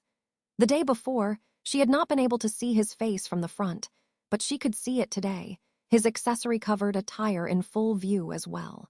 The leader had brought several bodyguards with him, and among them was the 4-armed man. Upon noticing Anastasia's stare, he gave her a twisted smile, waving his hand. The head of the traffickers, 3 bodyguards, and 1 berserker. It seemed grandiose for a thorough inspection of their products. Leader, what? I heard y'all were causing mischief yesterday. I'm a faint-hearted man. Thanks to my nature, our business is goin' rather well. Oi. Politely, he answered to Anastasia's unspoken observations. After he nodded, the bodyguards took the children's chains off the wall, but it was not as if they were about to be freed. Leader, time to repack the boxes. The business over at Ban'll try out another place soon, too. Tugging at Anastasia's chains roughly, the leader told her she would be shipped out, in a roundabout way. She was taken outside of the room, and she was also about to be placed in the luggage platform on the outer part of the wolf carriage. However, it happened in the middle of being brought onto the carriage. Mimi, MGGHH, bodyguard. Wah, hey, wait. Mimi began going on a rampage after she had been taken outside just like Anastasia had been, shaking off the bodyguard's arm. She hopped off the ground, trying to pounce onto the leader of the traffickers. Was it instinct that made her target the head of the group, rather than any tangible strategy? The choice in itself proved correct, as the leader's cheeks stiffened for a moment. Multi-armed man, you were already told causing mischief isn't good. However, Mimi's revenge was brought to a halt midway. The huge, 4-armed man barged in between her and the leader, bashing her with 2 of his arms. She was slammed against the ground, unable to soften her landing and bouncing across the earth. Mimi, Jaya, leader. Hey, Diddley, don't overdo it. It'll be bad if she gets damaged. Looking at Mimi, sprawled out on the ground, the leader slapped the giant man on the back. The man, Diddley, he was called, reacted to his words by shrugging his shoulders and stepping backwards. Leader, sorry for that, lil' kid. Even so, you shouldn't do that. We don't want to go out of our way to damage our goods. If you behave well, then we won't have to treat you like this. Mimi, oh, I won't be fooled, bad guy. Mimi retorted at the leader, who crouched down to speak to her in a disgustingly sweet voice.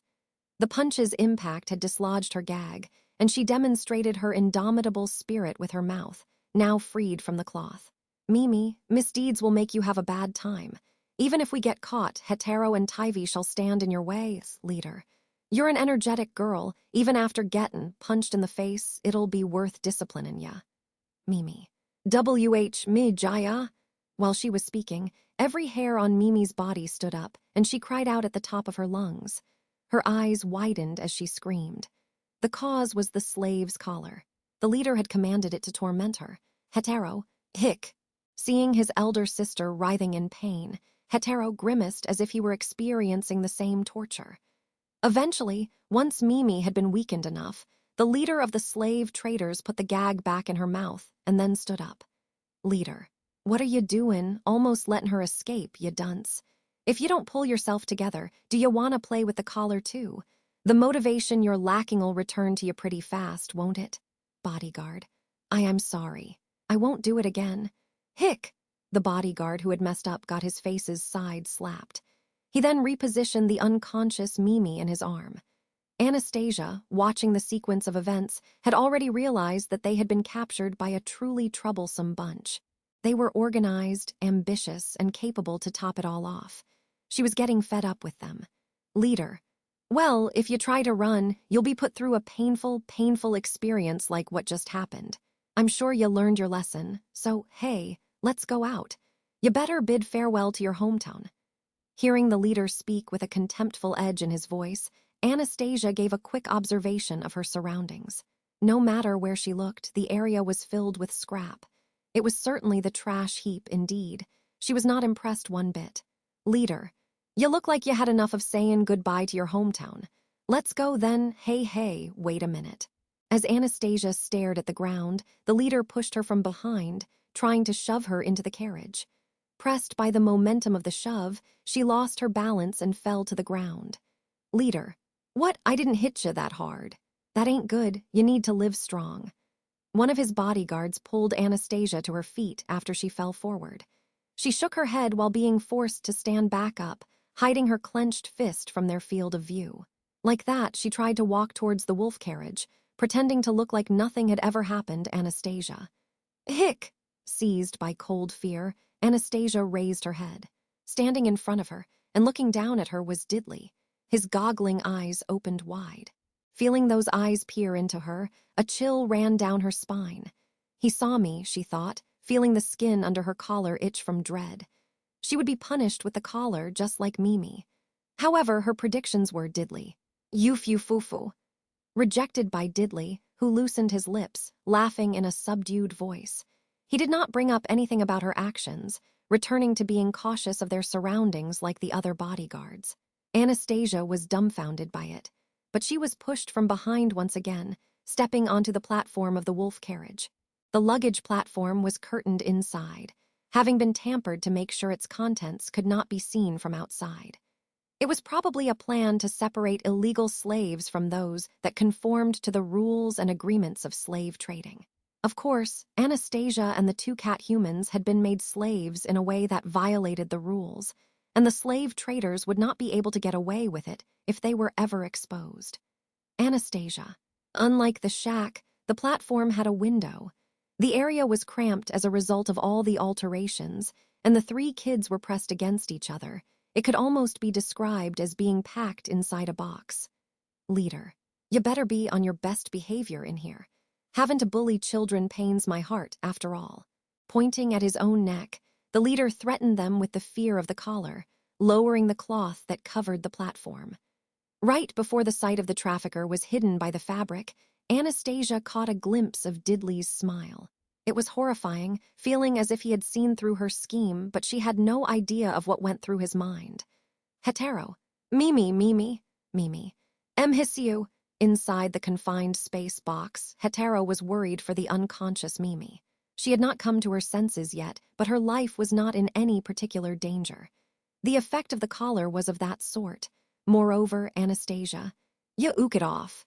Hetero's gag was out of his mouth. When Anastasia tilted her head out of confusion, he noticed and showed her his sharp front teeth, clacking them together.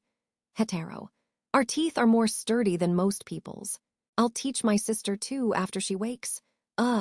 He hesitated, having imagined Mimi starting to make a racket the moment her mouth was freed.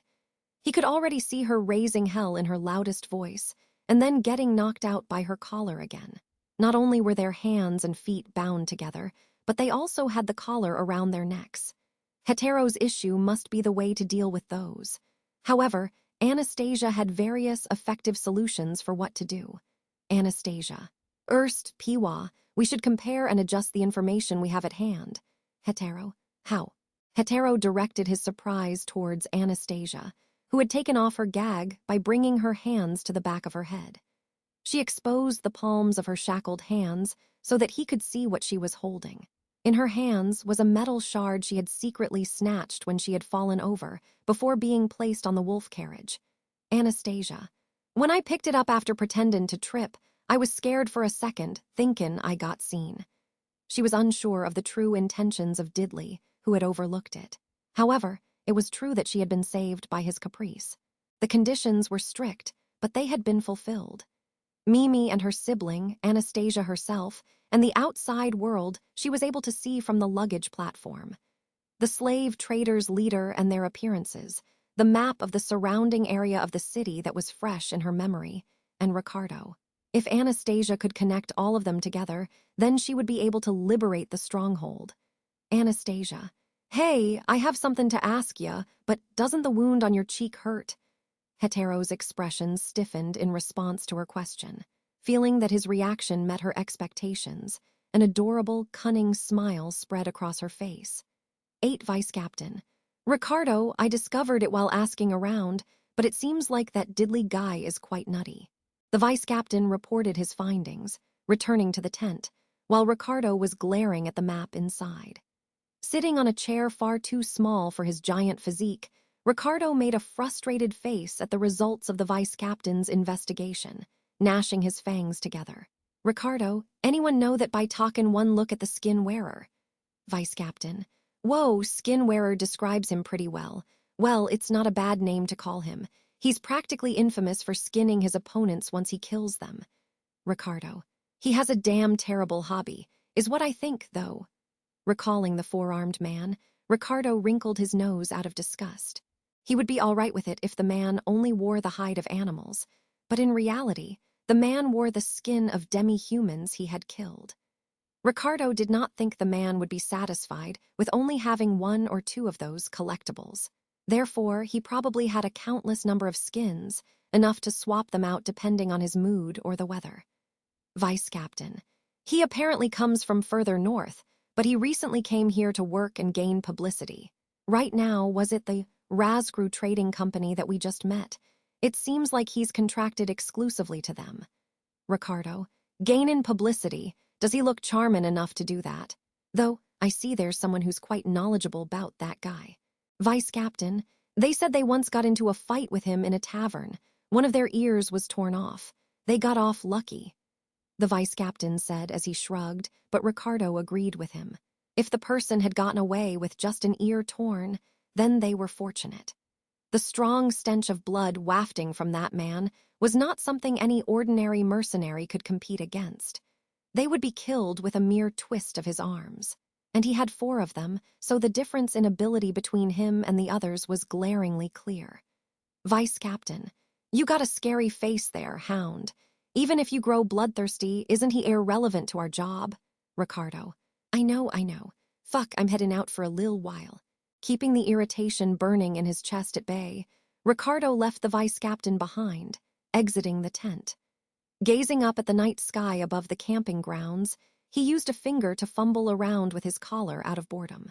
Still unable to get a grasp on where the group's target, the gang of bandits, was located, Ricardo could not hide how discouraged he felt from his weakened sense of smell.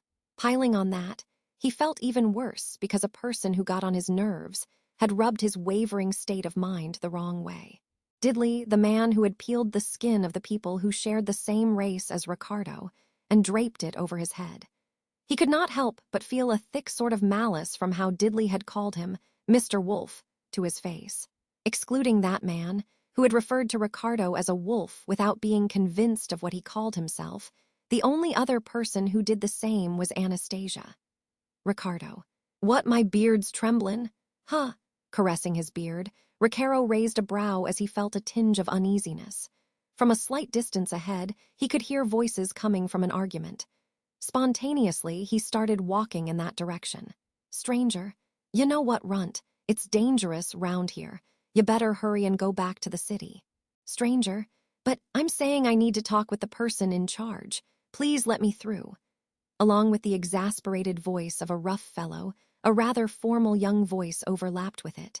Once Ricardo took a look at them, he saw a tiny cat human arguing with a mercenary standing guard at the grassland. Ricardo, what are you causing a ruckus about? A full-grown man yelling at a child. How shameful. Guard. Ah, Mr. Ricardo. No, it's 'cause this runt wouldn't listen to me telling him to go home. So. The guard repeatedly dipped his head at Ricardo, who barged in between them. Snorting at the guard's behavior, Ricardo then glanced over at the boy. He was a young cat human with an intelligent-looking face. Ricardo, son, I'm the representative around here. What if you need to talk about something? I'm all ears. Cat human, are you the person in charge? The boy, clothed in rags, widened his eyes at Ricardo's attitude. He immediately gave him a polite bow afterwards, kneeling down and lowering his head further to the ground. Cat human, I ask of you, please rescue my elder sister and brother. Ricardo, your siblings, what's it about? Cat human, it's the slave traders. They were caught by them and I want you to save them. Ricardo, ah, I get it now. I'm sorry to hear that, but... Ricardo scratched his head, feeling an inkling of pity at the boy's desperate plea. His older siblings were most likely cat humans, and they would be perfect targets for the traffickers to prey upon, if they were as young as this one. Compounding on that, the rags the boy wore. Assuming they were hyenas from the slums, if the slave traders tried to capture them, it would not infringe on Bonin's city laws. It had been a mistake to ask Ricardo to go against that. If only I wasn't on duty, Ricardo thought, mercy starting to bud in his heart. However, cat human, please look at this. Intercepting Ricardo's rejection, the boy took off the rag he was wearing. Looking at the chest and stomach area of his scrawny body, Ricardo let out a small grunt. The boy's skin was swollen with dark red, and the internal bleeding underneath had formed a drawing. The more Ricardo stared at that drawing, the more it started looking like a map, and he realized that it was a map similar to the one which depicted the outskirts of Bonin. The very map he had been glaring at until recently. Ricardo, son, this injury of yours, no, what's this map? Cat human. Someone is inflicting wounds upon either my sister or brother. With our divine protection, the power of the divine protection of trisection, we three can split our injuries and fatigue between each other, and this wound is a result of that. Ricardo, drawing a map through injuries, that's pretty darn impressive. I see, so they showed you their whereabouts. Wait. The boy's siblings, who had been captured by slave traders, were letting their youngest sibling know of their location by having wounds etched into their body. Ricardo was amazed by their idea, but it was not enough to force him to take action. However, he furrowed his brow upon thinking about something. That was not all there was to the map. Ricardo, this map! The map of the surrounding area of Bonin. It was a map similar to the one Ricardo owned, but it was too similar. The map on the boy's body even had a few notable places marked down, such as where the caravans had been attacked, and where Ricardo's group had thought the bandits were hiding. It would be impossible to draw this map if without the siblings having looked at Ricardo's map while doing so. Between the two maps there were a few differences, such as the mark on the camping grounds near Bonin, the current location of the mercenary group, and the mark that traced the highway extending from the city, as if it was following along the path. Ricardo, this place, the highway, and the workplace of the bandits, connecting those together. Guard. Mr. Ricardo. Whoa. While in deep thought, his eyes fixed on the map etched on the boy's body, the guard called out to him. However, Ricardo grabbed the guard's shoulder, baring his fangs and shouting out, Ricardo, gather all the big shots and come inside the tent right now. The kids achieved an incredible result. 9. The boy called himself Tappei, showing the dark red map engraved upon his body in front of everyone. Supporting Tappei's shoulders, who was standing on top of the desk, Ricardo pointed at the bloody map for the mercenaries to see. Ricardo, listen up, everyone. Look at this map on this boy's stomach. Right now, someone's etching the details of the map into the body of his sibling who was captured. It's a freakish thing, but we can glean something from this. Vice Captain. It's about the location of the slave traders that caught his siblings, right? That's amazing, yeah, but it's not. Our business, the vice captain did not say out loud, keeping his words ambiguous. However, his sentiments were shared between everyone in the tent. Unrelated to whether they disliked or even tolerated slave trading, the objective of this mercenary group was the subjugation of the brigands. Even if they felt sympathy for Tappei, They could not stray away from their goal. Towards the mercenaries who had that in mind, Ricardo shook his head with a no. Ricardo, what's important's the huge amount of marks on this map? The place where the caravans were ambushed and the place we mistook as the bandits' hideout are also marked. Ain't it strange, Vice Captain? I guess it doesn't sit right with me, but what meaning is there to it? Ricardo, just listen. There's an X symbol placed where the caravans were attacked, and another near the area we mistook for the place the bandits are lurking around. In exchange, there's a circle placed on the slave traders who should still be on the move. You should know what the creator of this map wants to say. Vice Captain. Whoa, Ricardo. You can't be. Understanding the context behind Ricardo's savage grin, the Vice Captain widened his eyes. However, there were a lot of mercenaries who had yet to reach the answer to the mystery. To make sure everyone could hear it, Ricardo spoke. Ricardo, our targets, those we're looking for ain't bandits. Slave traders that do business borderin' on a bunch of brigands' business. No, our target's a muggers tradin' company, made up of those who disguise themselves as traveling merchants and then launch attacks on other caravans. It was obvious why they had not been able to find anything while searching for the hidden gang of bandits. No such gang existed. The crimes had been committed by an armed group who pretended to be traveling merchants and attacked people who passed by, looting the wolf carriages and goods of other caravans and turning their employees into slaves. Like that, selling off what they harvested, as well as their slaves to some other city, then traveling around the whole country while engaging in business was the go-to method of these muggers trading companies. Ricardo, so it's this muggers trading company, but they're roaming around this area on the highway during this time of day. Judging from the speed a loaded wolf carriage can move at, there's only one candidate. Vice Captain. The Razgru Trading Company. The Vice Captain clicked his tongue, thinking about the group that had just passed in front of the camping grounds a few hours prior. The very group that had just came up in their conversation before the meeting. He looked like he was panicking, fearing that the Razgru Trading Company would escape if they did not take immediate action, but Ricardo shook his head at him. Ricardo, there's nothing to be panicking over. I told ya. This map will keep tellin' us where that bunch is headin', for before long, they'll stop in their tracks to set up camp. Once the band of mercenaries got a hold of their location, then it would be time for the Hound to live up to his reputation. Vice Captain, fold the tents. We'll be pursuing the Razgru, no, the Muggers Trading Company at once. The Vice Captain raised his voice, and the slightly energized mercenary group scattered immediately, all at the same time. Watching his fellow mercenaries leave the tent, Ricardo gave a firm clap on Tyvee's shoulder, who had fulfilled his role to the very end. Ricardo, son, good job for doing your best. Yo, we're amazin'. Tyvee, if it's for my sister and brother, then to be expected. Replying with that, Tyvee grew weak as he relaxed his body. Ricardo promptly supported him, feeling the burning temperature of his tiny body and seeing his labored breathing. It was only natural. Tyvee must have endured an unbelievable amount of pain because of these injuries. If he had been reduced to this state as a result of the pain being distributed, then the suffering of his siblings, who were on the receiving end of such atrocities, must be beyond description. Because of that, Ricardo and his group needed to give it their all. Ricardo, Anabo, your message has been heard loud and clear.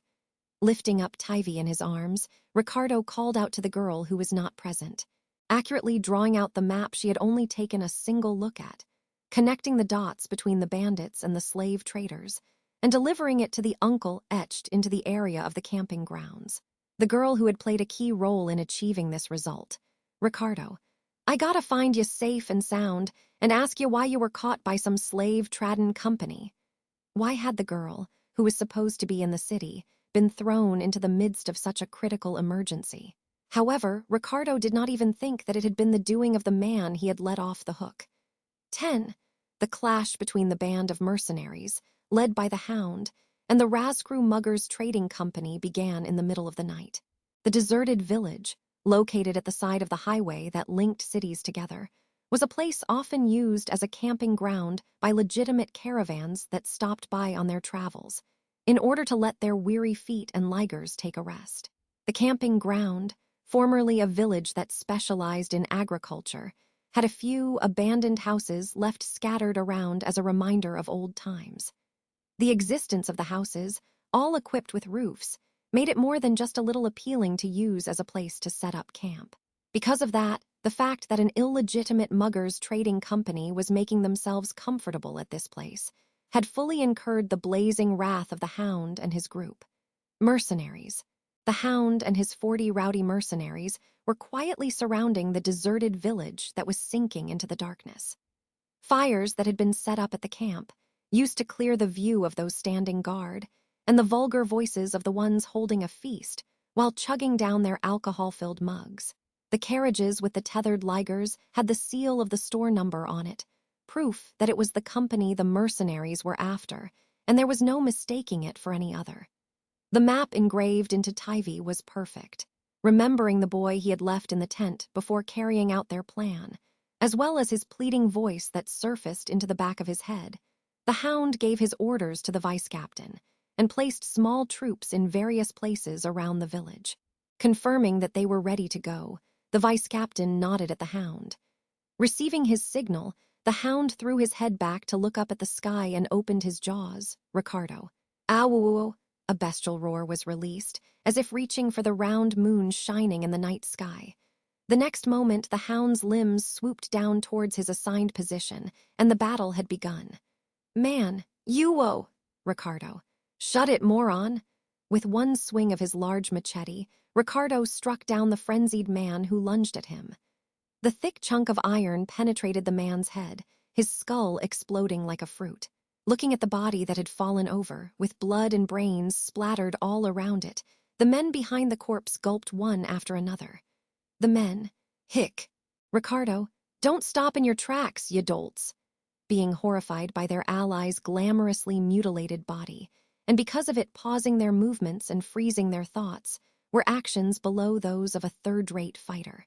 Ricardo sliced through one man and bashed in the neck of another, snapping his neck. He shoved a third man into the wall by kicking him with all his strength, pulverizing the top of his head with the butt end of the machete and knocking him down to the ground. A muggers trading company that disguised themselves as a regular company, repeatedly plundering and pillaging other caravans in the middle of their travels. Even with such an extravagant title stuck onto them, they proved themselves to be a letdown the moment they were forced to be on the side of the ransacked. Vice-Captain, Ricardo, how's it going over there? The vice-captain swung a bloodied sword as he ran towards Ricardo, who kicked away the corpse near his feet.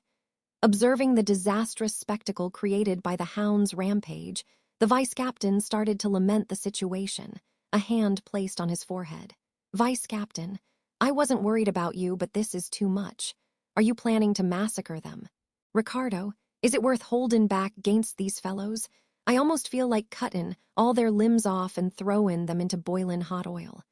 Vice-Captain, I understand how you feel, but please think about what comes next.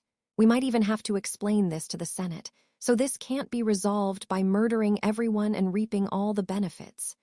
Ricardo, what? If they tell me to slit my stomach and apologize, then I'll do just that. But that's only after everything's settled peacefully. And that seems unlikely if we find Anabo and the boy's siblings. Anger burning inside of him, Ricardo barked at the vice-captain, who seemed concerned about the Senate's intentions. The only factors that had made it possible to ascertain the identity of the muggers trading company were Anastasia's quick wits and the cooperation of Taipei's siblings. Such small children were forced to do more than they could manage. Ricardo and his group had a duty to repay their deeds. Hearing Ricardo's words, the vice-captain's expression fell even further as he looked up at the sky. Vice-captain, goddammit. This is why exactly I didn't want to be paired with you. Your influence is rubbing off on the others, and I'm worried if there are going to be enough of those fellows to give their testimony by the end of this. Ricardo, I won't target the leader at least. If some morons remain alive at the end, then that's fine, ain't it? Rather. Vice-captain, I know. It's about the skin-wearer dude, right? Diddley the skin-wearer.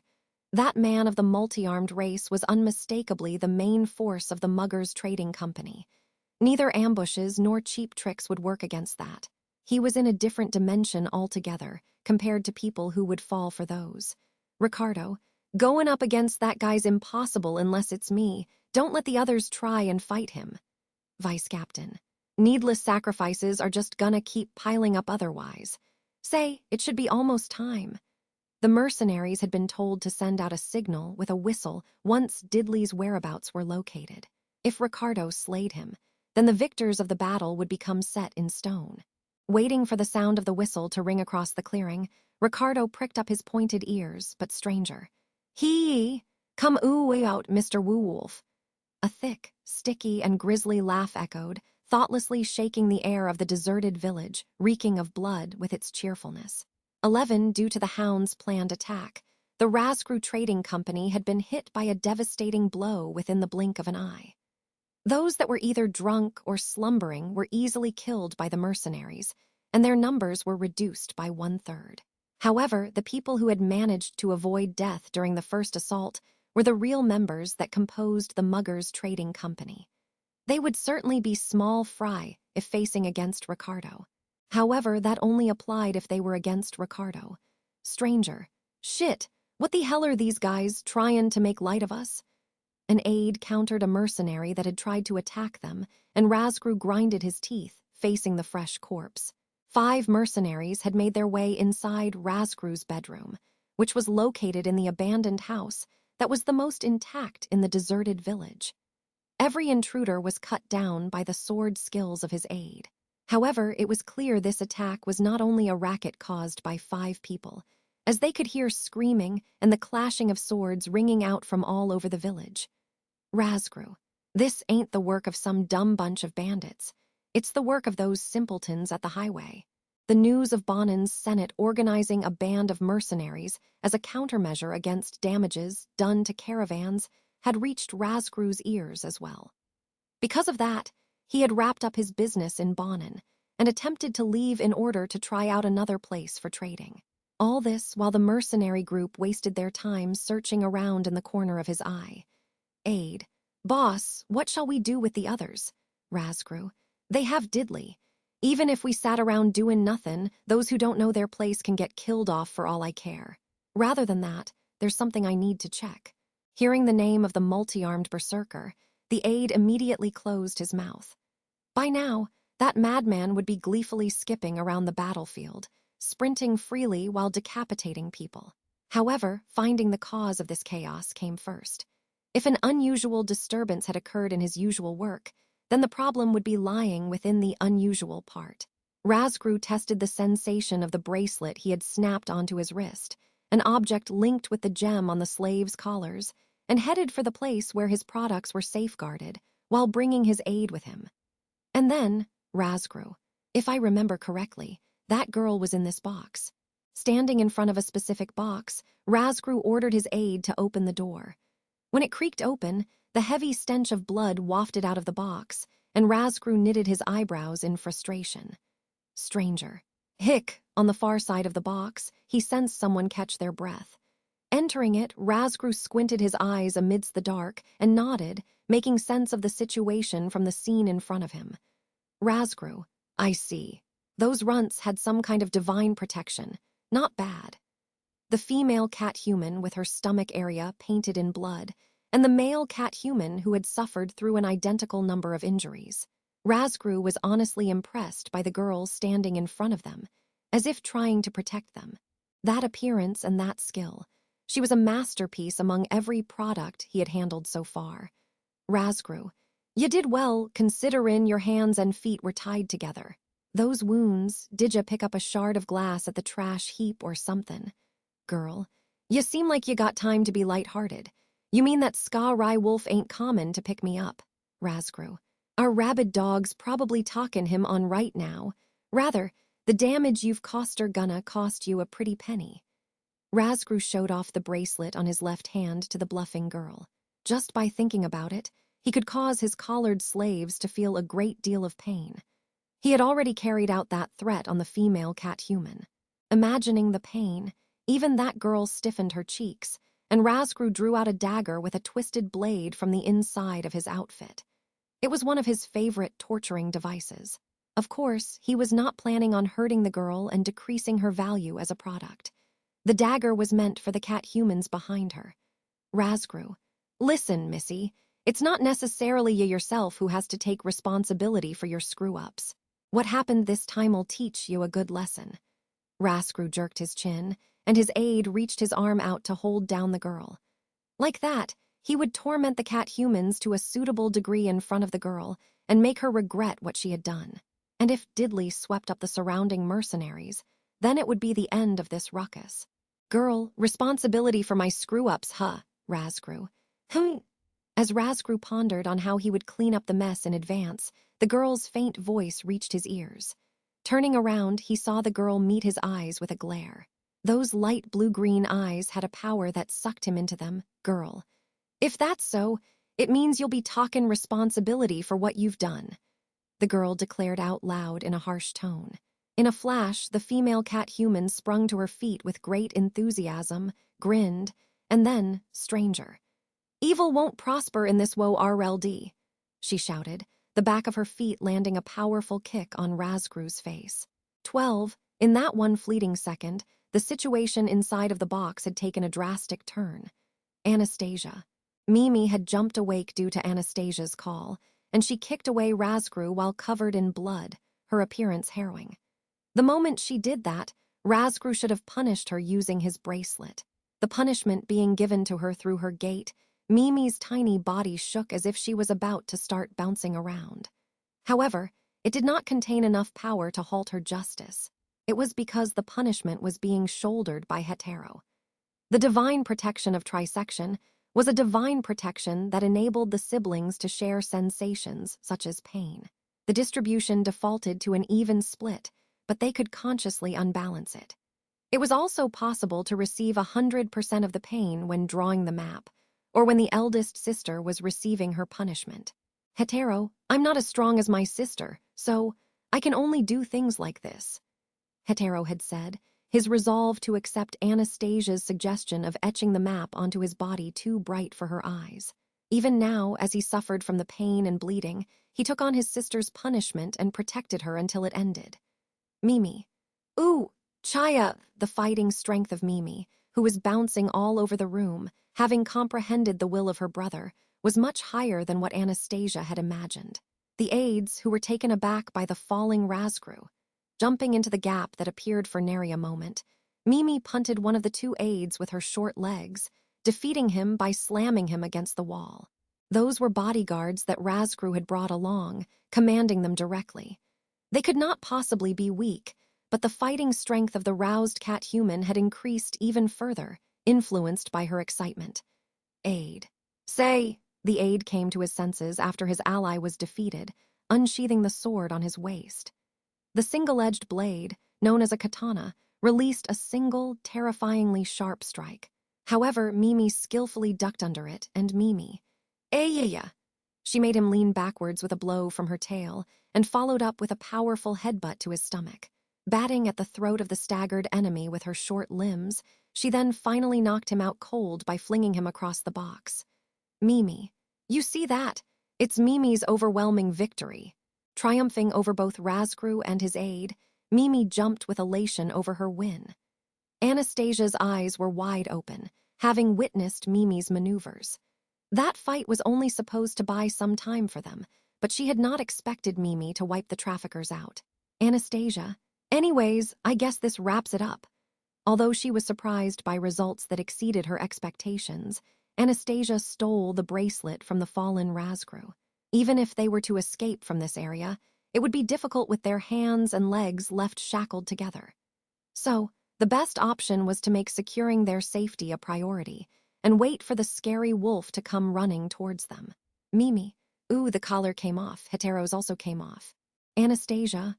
All right, we can take off our collars using this, just as I thought. What's left is... The bracelet acted as a key, and Anastasia used it to remove her and the siblings' collars. After that, she took the collars and refastened them on Razgru and his two aides. Razgru. You little, don't think you're getting away with pulling this shit, Gaia. Regaining his consciousness, Razgru threatened her in a low voice when he noticed the collar around his neck. However, Anastasia punished him with the bracelet, leading him to pass out once more. It was hard to control it, so she had accidentally inflicted the same pain on the unconscious aides. But with this, she had finished securing the safety of her group. Anastasia, what's left is Uncle. I believe in ya, so please don't betray my trust. Next to Mimi, who was beginning her treatment of Hetero's injuries, Anastasia murmured quietly while rubbing the bracelet, praying that the next time someone opened the box, it would be a familiar face. Razgru, Jaya, Anastasia. Ah, my bad. She carelessly made an error while trying to control the bracelet, and Razgru's scream echoed across the box as he was punished. 13 summoned by the large, intense act of self-assertion, Ricardo paid the man a visit, only to witness a sea of blood. Stranger. Aha, you came to see me, Mr. Wolf. Breathing heavily from excitement, the berserker directed his gaze towards Ricardo. A massive number of corpses were strewn around his feet, none of them retaining their original shape. However, even as he stood in front of the mountain of corpses, all of them mangled beyond recognition, there was something he could make out with a single glance. Ricardo. That too, and the other one over there. They're not my allies, they're yours. Multi-armed man. Who were they? They were loitering around in front of me, so I got annoyed and killed them. Stuff like that happens sometimes, right? Ricardo. Hell no. Don't lump me in with ya, damn idiot. Feigning ignorance while raising his blood-stained broadaxes was Diddley the skin wearer. He adjusted the piece of fur he wore with one of his 4 arms and glared at Ricardo with his goggling eyes. Diddley, just as I expected. The wolf that girl was talking about was you. Ricardo, you're the one who let Annabo do as she pleased. Rather than Bane, whimsical, you're just stupid. What you did resulted in y'all being on the verge of a wipeout. There's a limit to risking your life to make the others laugh. Diddley, really? Personally, I'm fine with it if it means I can play with the wolf. I see. That's truly the logic of a berserker. The misjudgment of the person in change, having hired Diddley for his skills without taking his personality into consideration. It was rare to see someone with such an amoral personality to this extent, so perhaps it was cruel to tell his boss to sense that part of him before contracting him. Vice Captain, Ricardo! Called by the vice captain who had accompanied him, Ricardo pointed towards a different part of the battlefield with his large machete. Ricardo, if I confine this guy to this area, then the others surely won't get pushed back any further. Vice Captain, the same could be said for the opposing side, though. Ricardo, shut up, just leave and go somewhere else. Pray for my victory. Shooing off the vice captain and his concerns, Ricardo faced Diddley alone. Taken aback by the fact that Diddley was waiting quietly for the vice captain to leave, Ricardo raised a brow. Ricardo, what, you're more well-behaved than I imagined. I thought you're a rabid dog, but it seems like you've been disciplined. Diddley, it'll be my loss if the flavor grows weak, all because I was bad-mannered in front of my feast, don't you think? I'm Diddley. I have a personality that wants to taste delicious things while they're in their best condition. Ricardo, I see. I don't have any standards of tasty or nasty in a fight to kill each other. You haven't done any unnecessary things to Annabo, have ya? Diddley, would you have been more passionate about this if I did? Ricardo, I'd be about to toss you into boiling oil. You dolt. Their banter serving as a trigger, Ricardo took one step to close the distance between him and Diddley's chest. Diddley intercepted him with his 4 broadaxes, swinging them towards his broad frame with varying trajectories to each of them. With the wind blowing around him, Ricardo dodged the strike of the first broadaxe by lowering his posture.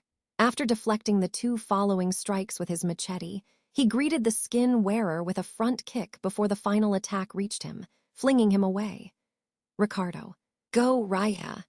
Along with a war cry, the machete was swung down towards the staggering Diddley's head. Diddley caught the blow, one that could even split a giant rock in half, with the 2 broadaxes he held above his head. Steel collided against steel and sparks flew. As they were about to enter a competition of strength, the multi-armed man lashed out using his remaining 2 arms. Ricardo immediately fended off the broadaxes that approached him from both sides, using his breastplate to do so. His ribs creaked, and the impact even passed through the organs behind them. Vomiting out a glob of blood that surged up his throat, Ricardo leapt backwards using the momentum of having Diddley pushing against him. He broke into a fit of coughing. Ricardo, Ka, pay, damn, you're pretty good at this. Diddley, you're good as well, Mr. Wolf. Well then, let's start taking this seriously. Diddley responded with a persistent, wide smile to Ricardo, who spat out blood and verbal abuse. Immediately after that, the multi-armed man's giant frame disappeared from his sight as if it had been blurred out from sight. A four-armed anomaly prowled within the dark night. Ricardo, he can pull that off with that body of his, Ricardo growled, narrowing his eyes in the dark at Diddley's unexpected display of the arts of stealth. He had not thought that the man with an incredibly self-assertive appearance would be able to dive into the darkness so spectacularly, like this.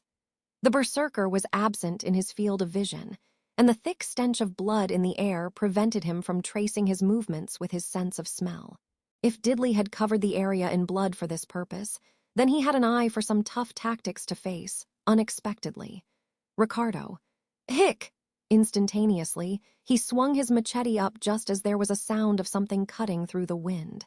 Their weapons clashed, and Ricardo sensed he had turned aside 3 strikes in total, judging from the impact he felt in his hand. Canceling out 3 gigantic broadaxes with one swing was the fruit of Ricardo's abilities. However, if one of the 4 strikes had made its way through, then it meant that Diddley's tactics had bested him. Ricardo. GHN! A broadaxe sunk into his left shoulder, severing his wire-like fur and dense muscles. Fresh blood spewed out, pain and fury exploding in the back of Ricardo's throat. Diddley, Yuha, I can't cut it off with one broadaxe. Yelling with delight, the berserker flipped backwards with fearsome nimbleness, lurking back into the dark night. The sound of him stepping on grass, which would mean he had landed, could not be heard. His skill in melting into the darkness was akin to facing a wild beast. It could be said that the way he carried himself was like a living nightmare. The incarnation of a nightmare that wore the skin of those it killed and brought forth death with its 4 arms. It was a strong, vivid image. Diddley, how is it? How is it? How is it? How is it? Are you enjoying my dance? The source of the slight sound of the ground being kicked and the thick, sticky voice did not match. A strange gait he used to set his voice and footsteps independently from each other, deceiving Ricardo's eyes with his art of stealth, his ears with his voice, and his nose with blood. Ricardo did not have the means to pursue the giant form that prowled in the dark, distancing himself and then approaching, slinking around, bouncing around. To the right and to the left, above and below, the number of wounds inflicted on Ricardo were gradually increasing from the strikes of the broadaxes that aimed to kill, lashing out one after another, changing their trajectory as they pleased. The moment Diddley struck, even if Ricardo deflected his attacks, his senses relying on the direction of his opponent's murderous intent, blocking up to 3 hits was the limit of his defense. The remaining strike would carve into his body, and it was only a matter of time until he was beheaded. Ricardo. Shit, Drya. Fine, then. I'll interrupt your damn dance by killing ya. Letting out a shout that would make others forget that he was facing a difficult situation, Ricardo carried his machete on his shoulder and jumped backwards.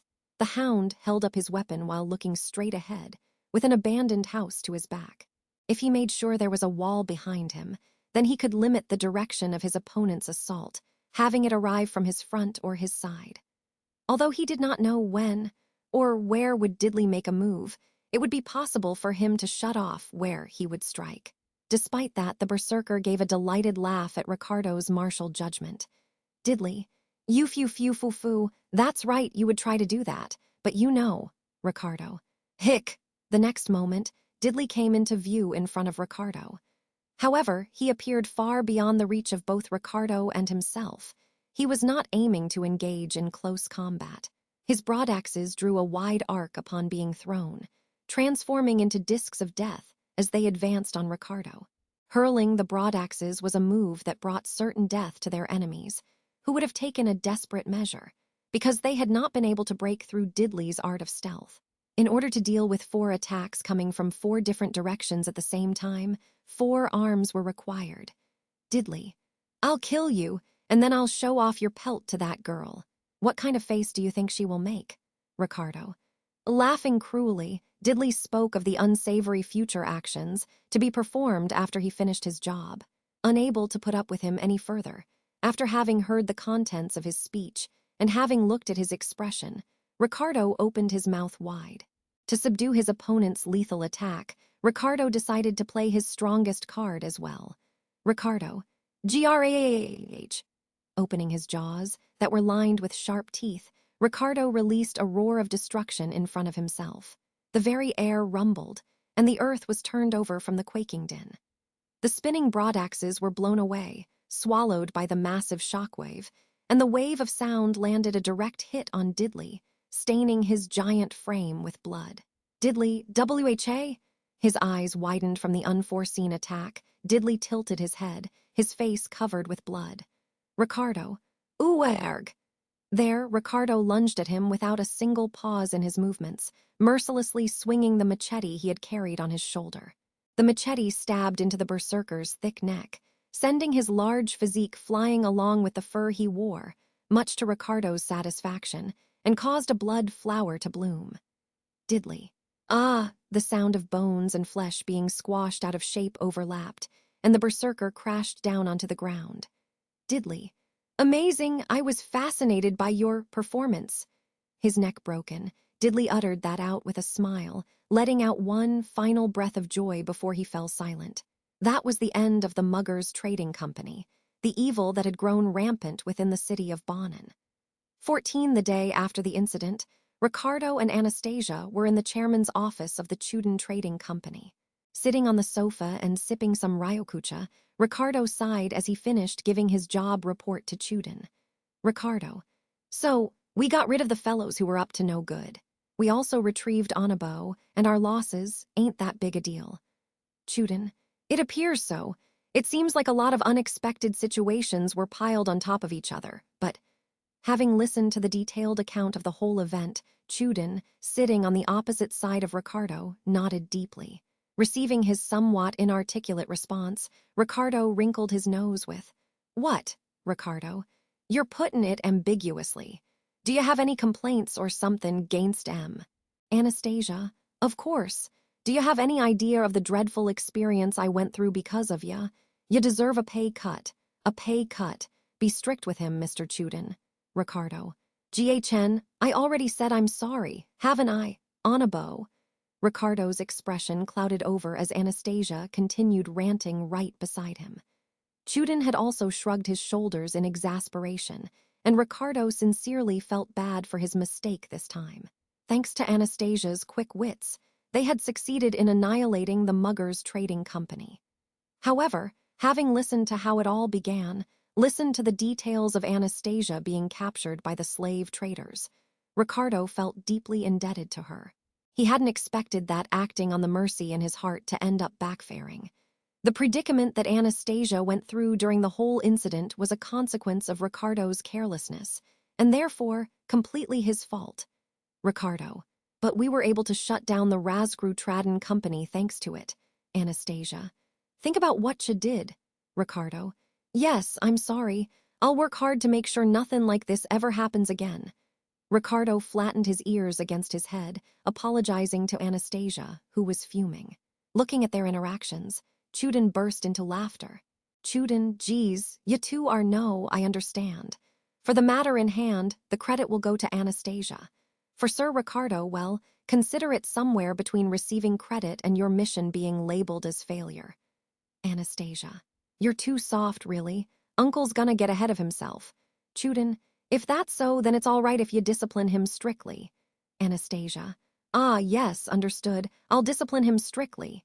Looking as if she had received official permission from Chuden to do so, Anastasia glanced sideways at Ricardo. Her eyes made him anxious of the coming future, but at the same time, those were the eyes of a girl who had liberated the stronghold. Ricardo was also proud, since it proved he had made the right choice regarding her. Chuden, anyway, Anastasia, you did an excellent job in connecting the dots between the slave traders and the brigands. Where did you find out such a thing? Did you hear them spill it on accident? Anastasia, it's not a big deal. They had a leader stand-in at the top, didn't they? I remembered seeing the jinglin', shiny stuff he wore. Chuden, you recall seeing his accessories. Anastasia, I just remembered seeing those while I was workin' as a helper. And I thought the incident had been all about the customers, who were buying and selling them, then Bane raided by the bandits, based on what you and Uncle were talking about. And then I imagined maybe that's why the gang of bandits that Uncle was looking for couldn't be found. In the first place, I thought it was strange that, for a bunch of bandits, they were going after products that were hard to sell out before the price dropped, so… Chuden held his breath, hearing Anastasia speak as if she had merely been lucky. Beside her, Ricardo had also been left speechless by her bizarre way of connecting her ideas. What was even more terrifying than that, it was not the fact she had reached the correct answer using her eccentric way of thinking, but the method she used to deliver that answer to Ricardo. Anastasia. The siblings who were captured along with me, they're cat humans, but when the older sister was Bane beaten, the younger brother's cheeks were also swelling up for some reason. I thought they were linked together through a divine protection. Then, they said they had one more sibling outside. Chuden. So, to make the map appear on the other sibling's body, you etched the map into the body of the sibling you were with. Anastasia, I'm glad I was able to take a single look at the map here. Thanks to that, I could draw it pretty accurately. The fact that she had been able to draw out the map she had only gotten a glance of, and a very precise one to boot, was not of much importance to Anastasia. Staring at the sky out of the window in the wolf carriage, measuring their location and the distance they had traveled by looking at the position and height of the sun, listening to the number of times the wheels rotated, and using those to add on to the map made out of injuries, were considered as trivial to her as well. Once they had pinpointed where the slave traders were hiding during the night, in the camping grounds, it was certain victory for the mercenaries, the uncertain variable known as diddly excluded.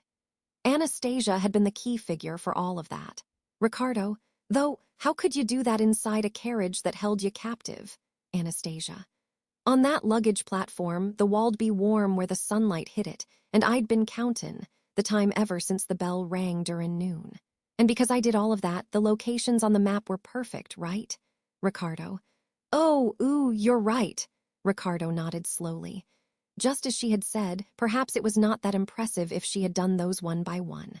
However, counting every second to keep track of time, ascertaining their direction from the position of the sun and the angle of the sun's rays, coming up with a plan to escape, and engraving a clear-cut map that existed in her memories into a human body.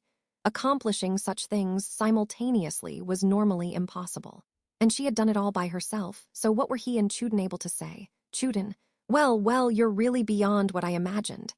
Anastasia. Chuden seemed extremely satisfied about Anastasia, who innocently cocked her head sideways. He was the man who had noticed her resourcefulness, pulling her into his trading company from her former position as the poster girl of a tavern. He could not help smiling about her actions that had allowed him to recover what he had invested, and his conviction that his eyes hadn't deceived him. However, Ricardo was deeply concerned about Chuden's expectations, fearing them as dangerous and risky.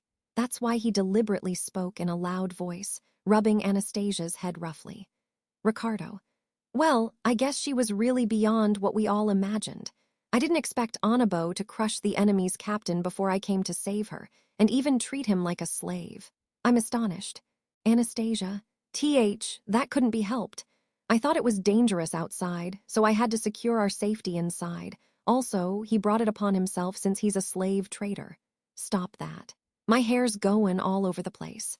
When Ricardo had gone to pick her up, Anastasia had already placed a slave's collar onto the leader of the enemy, splendidly giving him a taste of his own medicine. There was no sweeter revenge than a slave trader having a slave's collar fastened around his neck. Ricardo, I promised I'll entrust the handlin' of my collar to you, but maybe I was too hasty. Anastasia, don't make fun of me. Even if it's a verbal agreement, I'll protect it with my liffey. What the heck are you saying? Ricardo laughed while showing his fangs to Anastasia, who shouted at him with a reddened face. He had omitted it from the report, but considering she was acting like this, then it was probably wiser for him to shut his mouth about Anastasia bawling and jumping onto him the moment she saw him come to pick her up. Chuden appeared to be dumbfounded by their exchange. Since the focus of the conversation had veered off from Anastasia's achievements, he thought he should put an end to it for now. Chuden. By the way, about the little cat humans, the siblings that cooperated with the arrest of the culprit, where might they be? Finally, Chuden asked them about the people who had contributed greatly to their cause, noticing that they were absent despite having been brought up several times during their conversation. Ricardo and Anastasia both frowned at the question. Ricardo: "About that, I'm not sure. There's no doubt the eldest sister treated the injuries of her two little brothers with her healin' magic, but Anastasia. She said, justice does not ask for anything in return, and just left. Chuden: "What?" Chuden's inquiries were shared by Ricardo and Anastasia. The three siblings, who had made a significant contribution to the extermination of the Muggers Trading Company, did not seek any rewards nor words of gratitude, and had disappeared as the morning sun rose, the sister carrying her brothers and dashing off gallantly. No, they had returned to the entrance of the city with Ricardo and the others, so they should be somewhere around Bonin, but Ricardo: "Allies of justice, do those kids know what it means?"